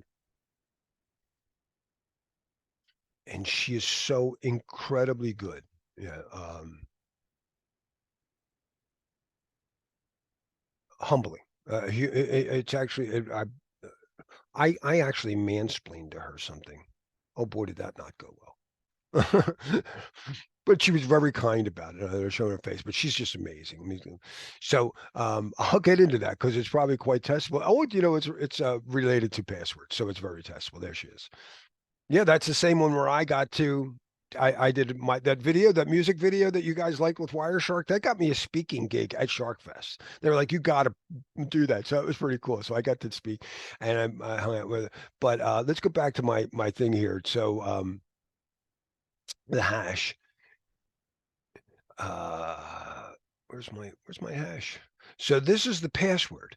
If I know that you have a password of usually like up to 8, maybe 10 characters, I could pre-compute every dictionary word or the most common passwords and pre-compute the hashes. Oh, a lot of people will even do this over the wire, like, oh no, we encrypt passwords. You mean you hash them? Yep. Suppose I just pre-compute the hash. And they maintain a table of every possible type of or color of the password. So those are known as rainbow tables. These work against Microsoft local passwords. They will not work against my Linux because they do a countermeasure. The countermeasure to rainbow table attacks. In fact, let's look at a real one. LinkedIn had this problem. LinkedIn password hack. It's like 2011. And they didn't, they made the same mistake Microsoft is still making, but Linux was not vulnerable. When Microsoft takes your password 123 and hashes it, that's just the hash of that. When Linux does it, Linux is like, nah, somebody might pre-compute this. Let's also add in another value. Let's take their full name and the time of date that they created the username and add that to it. So that's called hash plus a salt. I didn't hash just the value. I added salt to the thing.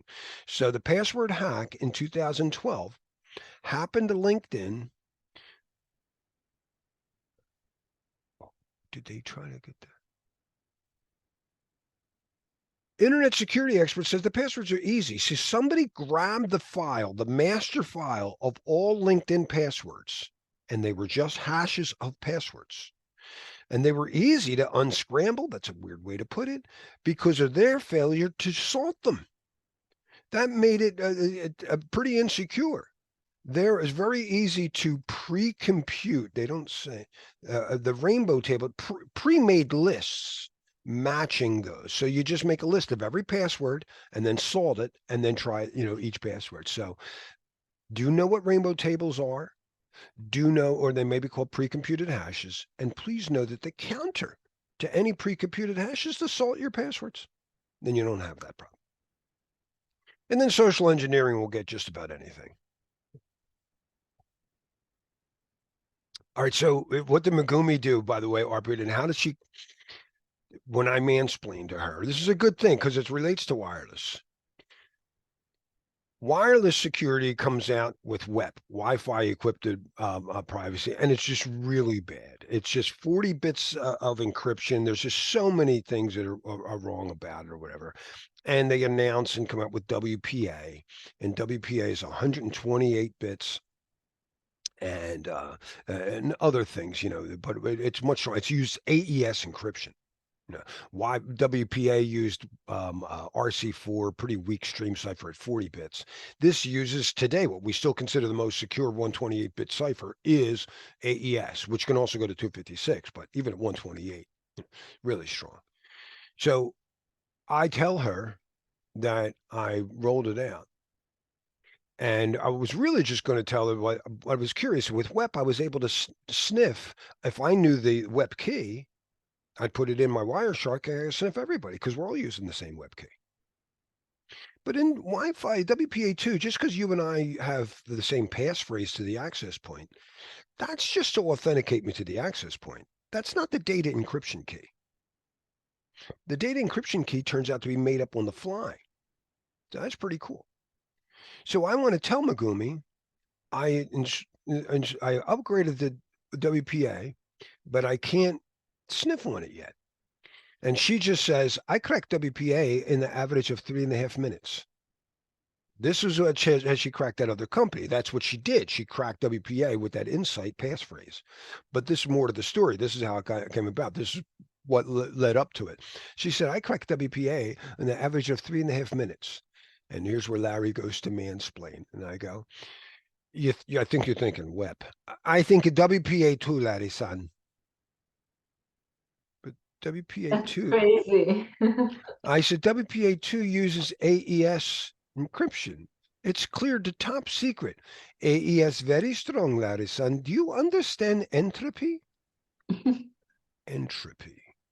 Let's look that up in one of my favorite all-time. If you don't have, you want to know a good SP 800 document to look at. One of my favorite for just a glossary of terms, but the entire document, and it's very appropriate to what we're doing here in access control. It's the digital identity guidelines.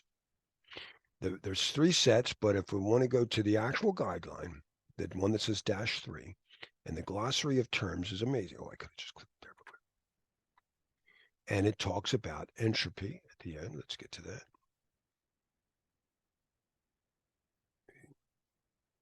Larry, you could just do a search. Leave me alone. Yeah, it's a terrible Zoom. We're seeing look, our authorization, blah, blah, blah, challenge response. But I want you to see entropy. It's the measure of uncertainty an attacker has. Can you zoom, Larry? Where's the zoom? Adobe, can you not make it easier? It goes. Is this it? No, that's anyway.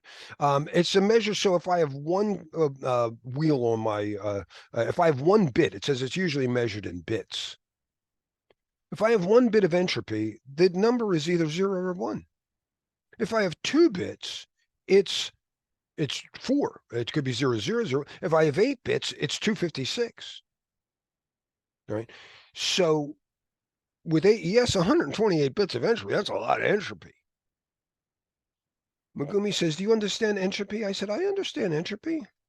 If your passphrase, whoops, hey, what the heck just happened there? If your passphrase, there's no way you wanted me to do that. If your passphrase is less than 37 characters, your passphrase for your WPA2 is less than 37 characters, you have weakened the entropy. Having WPA2's key that it makes up is based on, it's like a salt when it creates your password for that, the encryption key for that day. So every time you log in, if you're using personal mode, the passphrase becomes a salt into a hash. And all they have to do is guess your passphrase. I learned not to and again, she did it in 8 seconds. When she came to take the class, I said, you said you can crack WPA in 3.5 minutes. Why don't you try this one? And a guy goes, 8 seconds.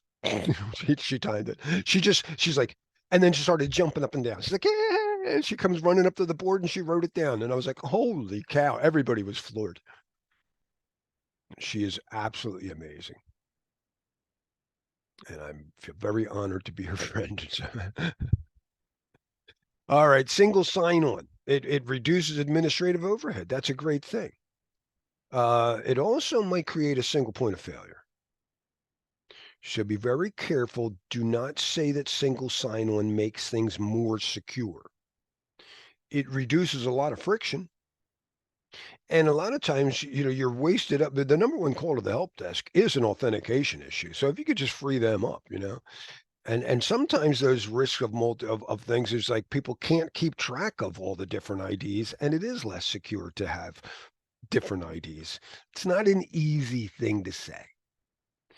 I would just say on any exam, single sign-on reduces administrative overhead, but it might be a single point of failure. If an attacker gets that credential, whatever gives credit to the claim that he's Larry, right? So when it's something I know, something I have, something I are, that's called a credential. Gives credit to the claim. If they get that credential, they can get in everywhere. But you do a risk assessment. Now we have federated protocols that do it at the application layer. Today, we mostly think of OAuth for allowing and permitting, especially for API access. SAML and OpenID kind of go together in that they're competitors in a way. When you log into a Windows domain, it's kind of like logging into an amusement park that gives you a wristband or something, or stamps your hand. It's the same as when you go to an airport and when you get it in through the security, once you're in security, they give you a boarding pass. And then you can wander through the airport.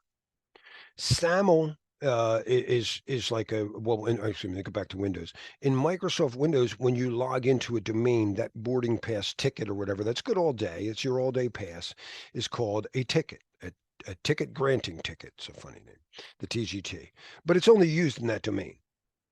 To make it federated, we have people, and we mentioned them earlier, there are identity as a service provider.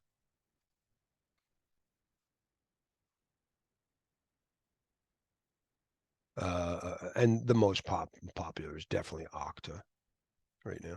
They will take that all-day pass that you have for your domain and create a ticket, a SAML ticket, and the internet speaks HTML. That's how web, and you always know that's going to work. If you create a new protocol, it might not run. You might have to open up different ports or something. We'll talk about those tomorrow. But we know that port 80 and 443 are going to move HTML. Using HTML for things that aren't web pages was extending it. That's XML. SAML is XML. But we like to have other languages.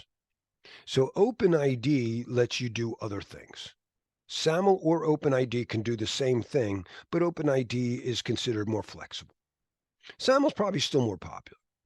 This is what Okta then digitally signs with their official key. So now I can go to AWS, and if I'm an API, now originally, here's what happened with developers. This is really messed up. Let me tell you what's going on here. I told you most problems are APIs, application program interfaces. So again, if Dropbox creates a Dropbox server API and a Dropbox client API, and they need to talk to each other over the network, maybe they have a company ID that they use. But if Dropbox API needs to talk to an Okta API, they're not using a password, right? So we first have to make sure that if APIs want to talk to each other, one, same language,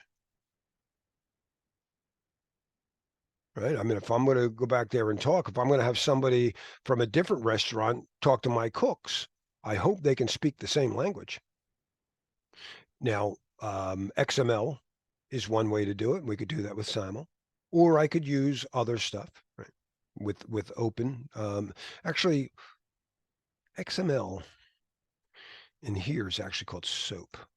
It's kind of like SAML. SAML's the ticket you use to prove your ID or whatever.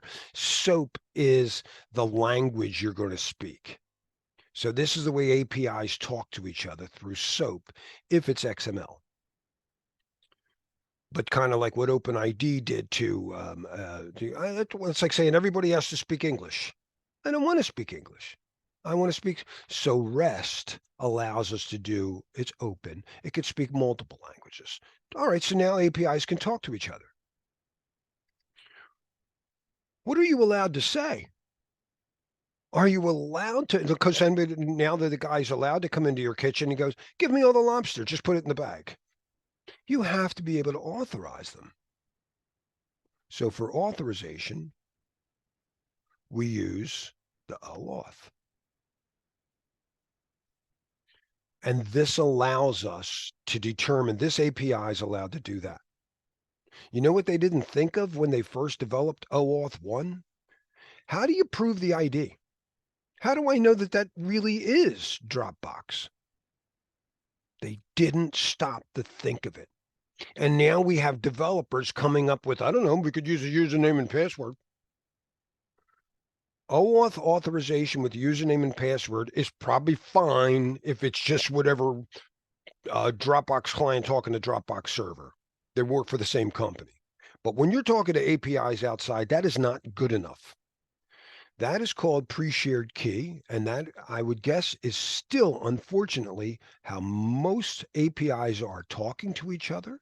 I'm going to do this in red because it's a bad thing to do. That's pre-shared key. It's not necessarily bad. Again, if it's in the same organization, I don't know that you need to get a federated ID card. But if you're going to work outside and you're going to try to be trusting providers and API suppliers, GitHub and all this stuff, you need more than that. You need OpenID. And that is going to require certificates, PKI. We'll say that's PKI, certificates. We'll go in a little bit more. And again, this is entry-level class. You don't have to know too much, but it is definitely where most of the hacks are. It's hard to know who's on your network, and there's a lot more entities than there are people. Yeah, and that's the problem. Implementation considerations might break stuff or whatever.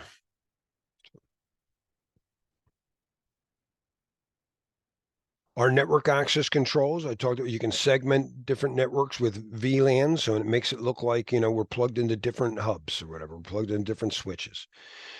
We're also doing that, though, in software-defined networking now, where you don't actually have a physical hub.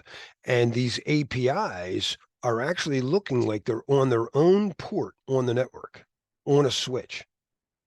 Microsegmentation, VLANs break up are different layer 2 domains, and they have to be like a different network address to talk to each other.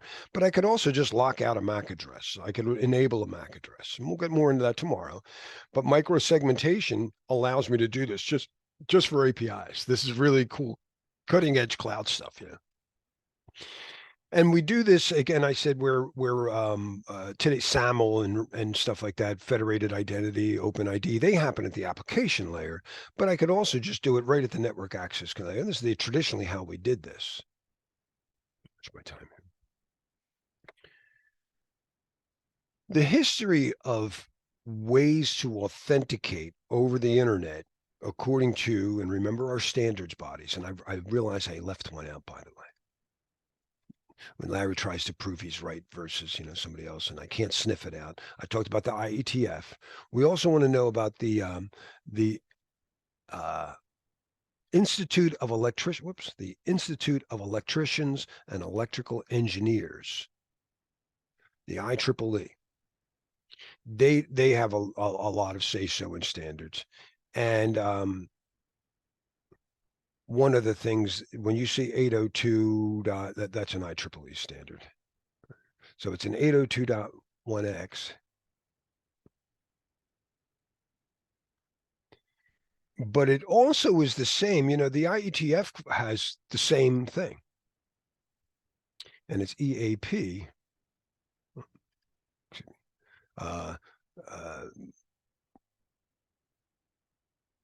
EAP site colon IETF, the Internet Engineering Task Force. Hey, don't tell me that.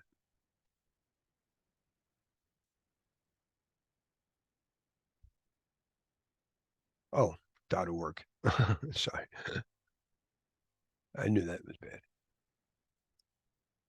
All right. So EAP is also known as 802.1x. The point is, these two work together, developed authentication standards since the 80s, right?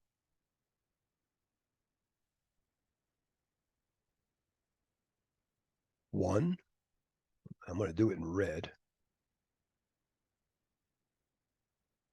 The very first one was called PAP, the Password Authentication Protocol. PAP is bad because it's clear text.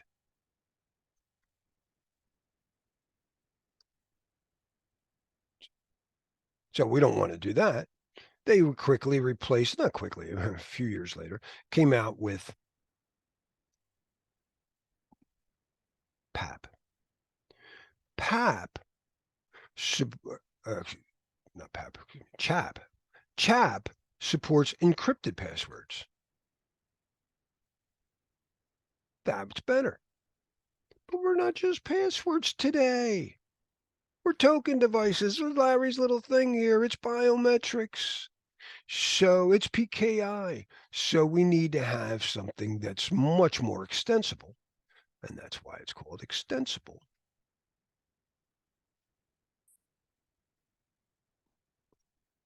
Authentication. Proto. You know the deal. And that's EAP. And when they did that, they extended it into your ability to remotely manage it with a server. These were all created for dial-in. Remote authentication dial-in user service. We're not just dialed in today. So when they extended that out for like WPA, they actually created a different version of EAP. Oops.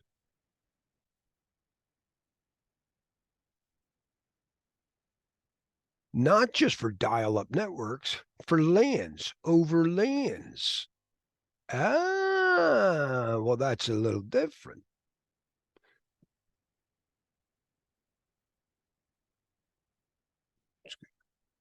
On the internet. EAP, it's also known as 802.1x, but that's EAP over LANs. So now I can use my Radius server not just for dial-in or remote users, just to authenticate any user service, because it's not just, again, this was for LAN.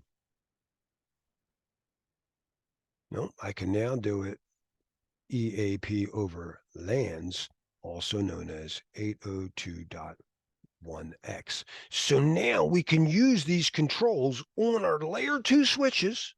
Just switch and just say, you got to authenticate to the Radius server, or else you're not allowed on the network. I'll stop actually your ability to even communicate on the network. And that's a wonderful thing. And so depending on what you're trying to secure, you may want to do it at layer 2. This is the way we've been doing it for years. This is old. Or you do it at the application layer because I'm just trying to, this would permit, if I permit you access to the network, you're on the network.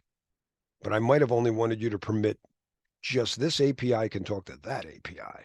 And that's where micro-segmentation comes in. And of course, we have our firewalls and intrusion detection and prevention devices.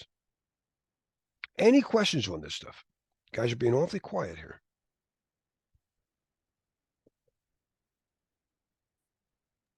These are really key concepts for these upcoming topics in access control. Yeah, and we'll see in the practice exam, they're very good at the proper level of depth. They've been very good not asking things that are like, once in a while I'll get like, wait a minute, This isn't even, why are you asking a Microsoft question? This isn't a vendor test. Once in a while I get that, but typically the level of depth is really good. All right, we talked about the importance of monitoring auditing, nothing different here. But periodically you might need it. I told you I do service for a church right around here, a Mennonite church. Somebody introduced me to the minister and I found him a very nice guy, very funny. And he just sent me an email. He said, why is it I have to recertify for my driver's license, but they never asked me or anybody in my flock or whatever to recertify for their marriage license? And some of them really need to be tested again.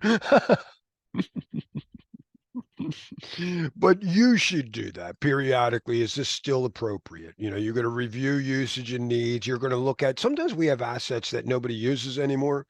So you look at the logs and go, do we really need to keep this around? It's just taking up IP space, or whatever. Drawing power for no reason. And some emerging trends. I use the term zero trust. What that means is we don't have letting people in the network. In diameter or radius, I should say radius, we let somebody in at layer 2, you're out on the network. I don't know I want anybody on the network. What does he really need here? It's like, can I come in? What is it you need? I need eggs. Actually, my favorite is with the pizza guy. The pizza guy, can I come in? No, just give me the pizza. I don't need you to come in. And since we're getting close, let me show you how bad this can be. Pizza guy, but on the internet. Did I close my Firefox here?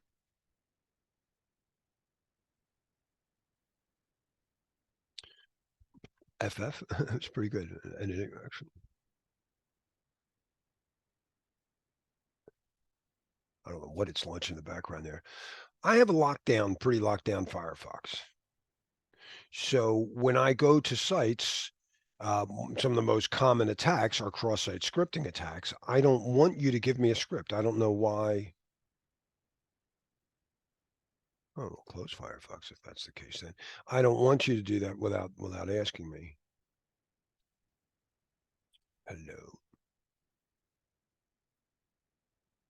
Okay, let's go to the news. Google.com. So this is my no script tool. I've previously allowed a couple that Google something can come in here, but I don't let, again, what a script is, when I go to a website, they can give me instructions and then I run them. I run it. My CPU starts running. So it could slow me down. What are these scripts doing? Sometimes they provide some cool content. I'm going to click on the top story here, the Weather Channel. Let's see, I never did the Weather Channel. Let's see. Hellings hammers Cancun, set sights on Florida. My brother's still down there, Fort Myers. He's going to get nailed on this, by the way. Pretty cool. I clicked on a website, weather.com, and I got the weather. I ordered my pizza. I got my pizza. But what really happened in the background was, let me move this. Weather.com actually said, can I come in? With a few others. I don't know who those are. And I said, no. So the pizza guy comes to the door, says, can I come in? And I go, no. Oh, here's your pizza. Let's let him in. Let's see what happens. Now, how many we got? 1, 2, 3, 4, 5, 6, 7, 8, 9, 10. What do you think these guys want? Weather.com might be providing some cute videos. I don't know, but let's let him in. Oh, I got some more Oh, so it's just giving me some more stuff. That's pretty good, but there's a lot more.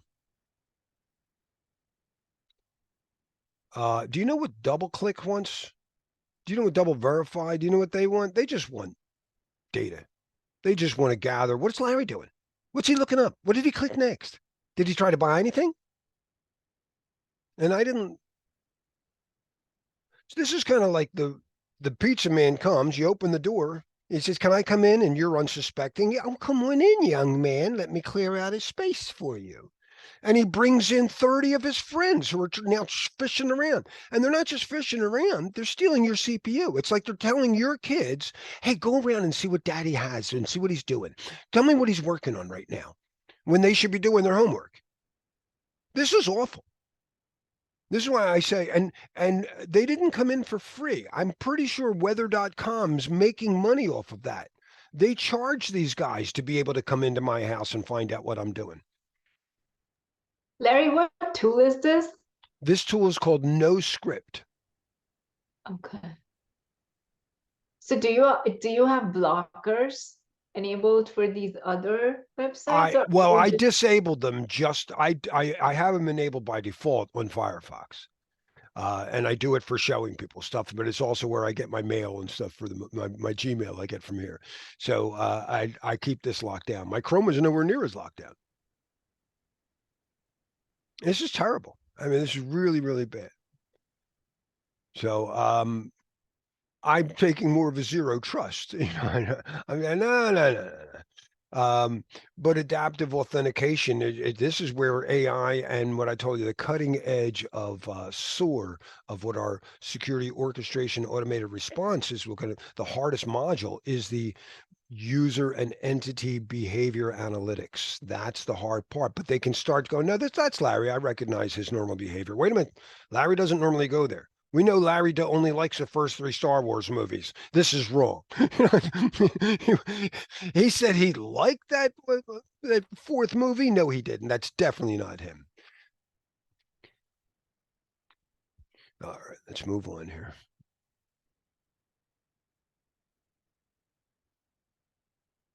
All right, so summary of our access control concepts. We want to, don't put a steel door on a straw house. We defense in depth and it's comprehensive.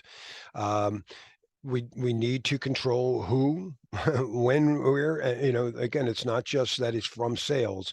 Why is he coming in at 3 o'clock in the morning, or why is he showing up with an IP address that I know is in whatever, some other place? Authenticate is to validate who you are, and that is a separate process. In our identity, our federated identity management, identity providers, identity as a service providers will authenticate. But it's up to the cloud service provider to decide whether or not you're authorized to do that, now that we know it's you.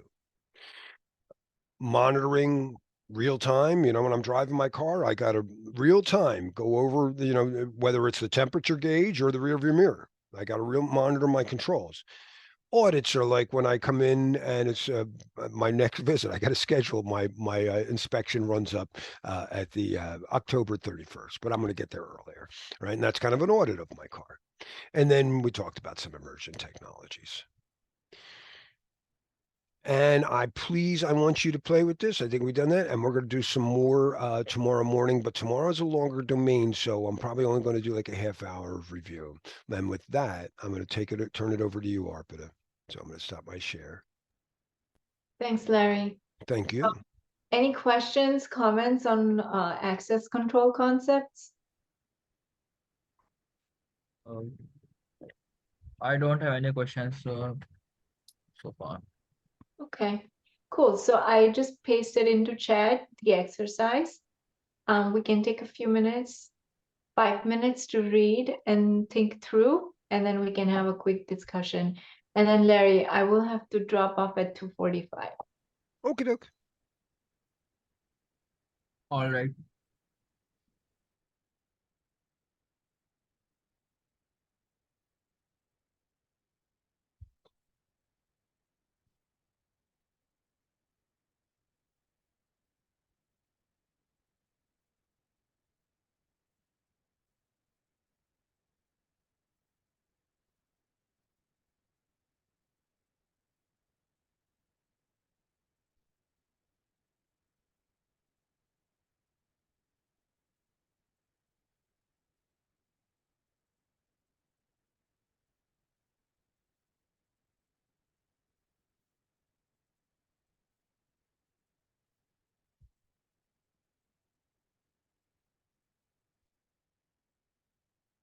A lot less reading than yesterday's exercise. I'm lazy sometimes, guys. This one shouldn't take time. No, but it's very appropriate for what we're doing. Yeah. No, Parvati is always very quick. That's good. You should go take your exam now.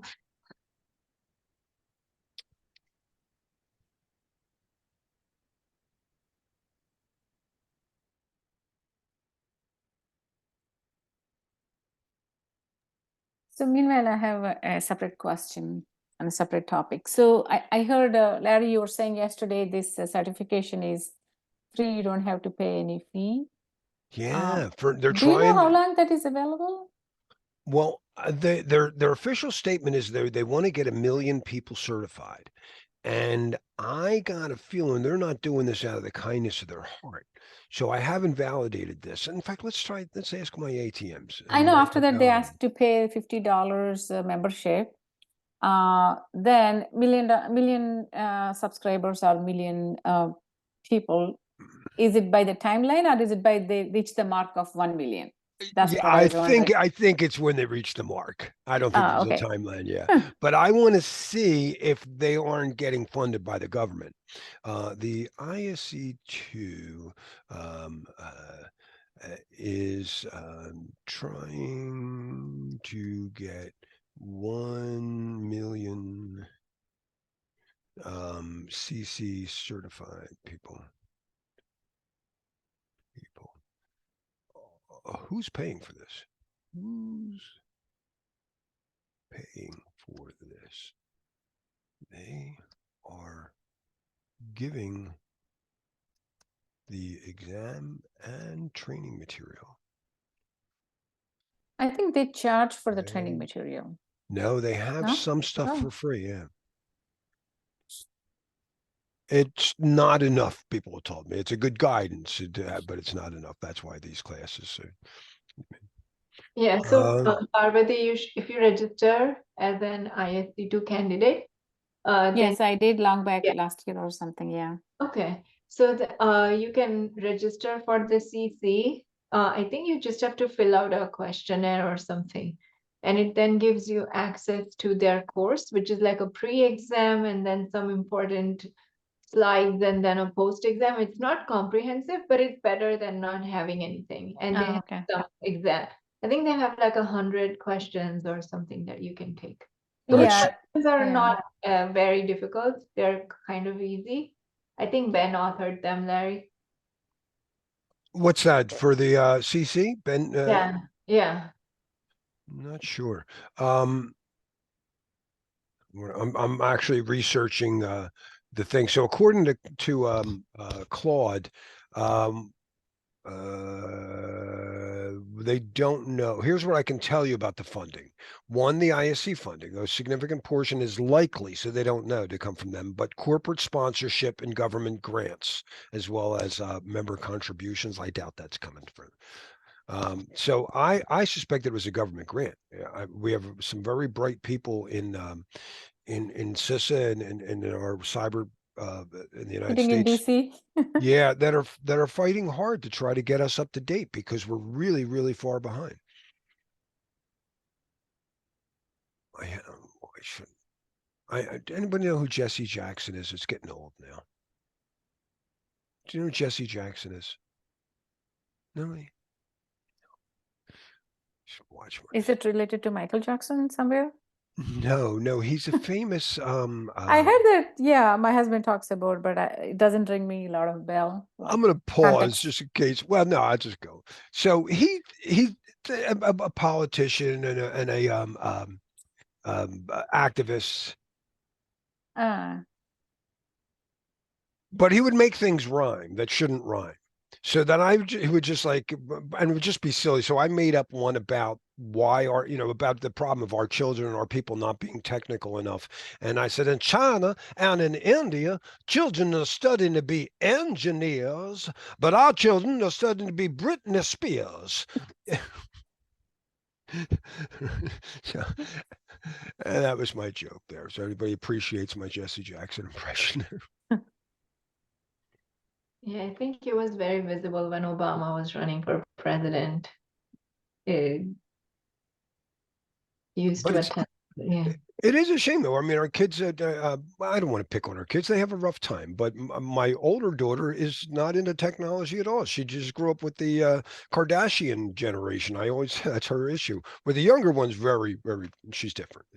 Well, they don't have to be, technologically savvy, but I do agree with the Britney Spears statement. They have a lot of influence on TikTok, all those things, the way they talk of late generation, especially every day I have challenge with my teenager daughter, the way they roll their eyes, and I'm like, okay, learn to be nice. You don't have to do all those gestures every day debate.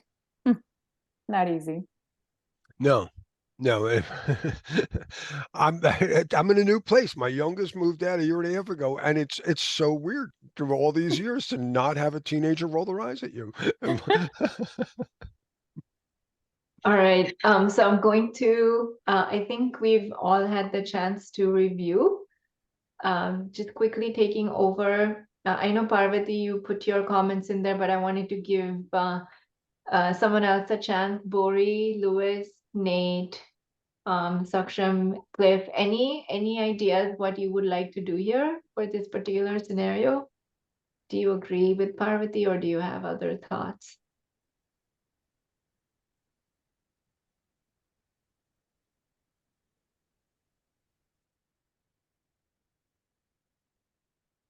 Ezekiel, do you want to give it a shot? Sounds like nobody wants to.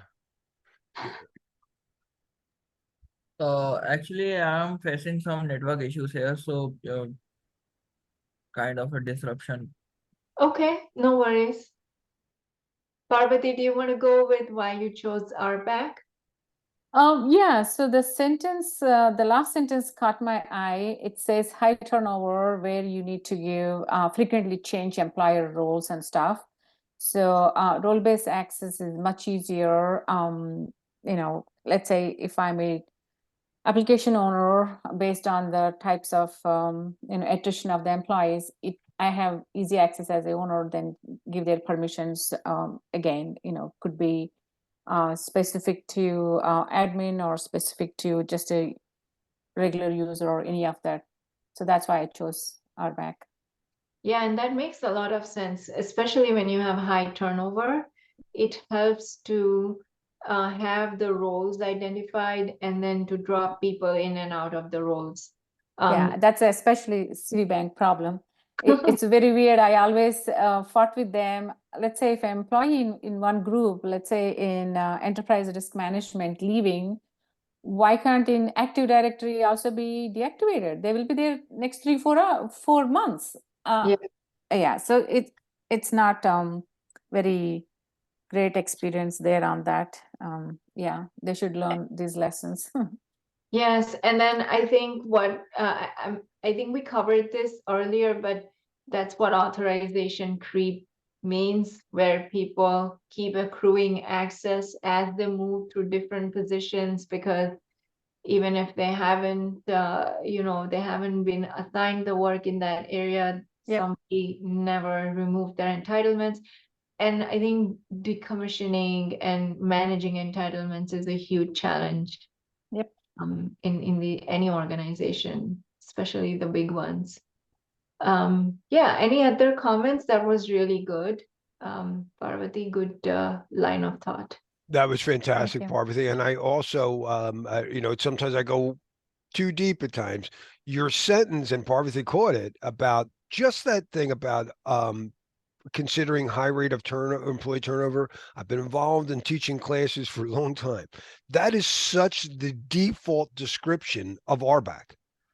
Yep. So, and it's not just for a high turnover. To me, it's RBAC makes sense all over the place, but you still see it in every exam. In every exam, what about people when they're high rate of turnover? You're like, let me guess, RBAC. So it's a great line, and especially for entry level people to memorize that.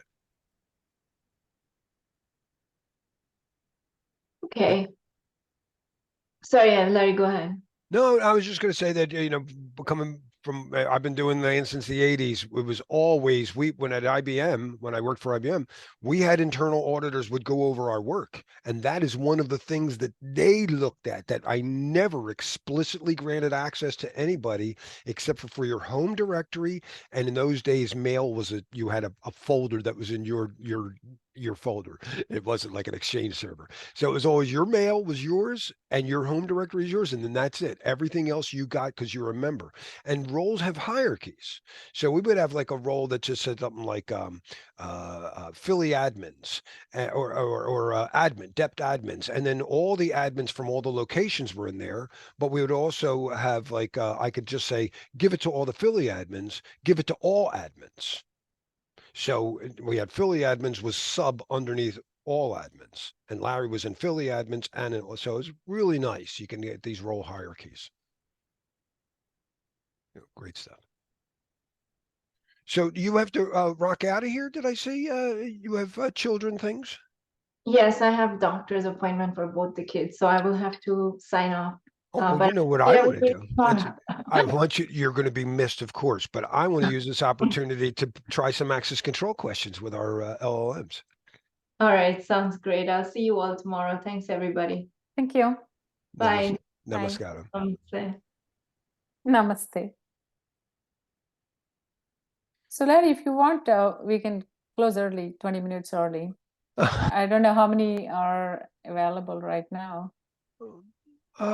Anybody else still here want to do some practice exams, or who wants to prefer we go home early? Maybe some of these people aren't here. They just kept themselves logged in. Yeah, I heard Saksham has some internet challenges, so I don't know how many others are active. I see Cliff's. Well, let me pause the Okay. recording. Did I pause Yeah, already? actually, I'm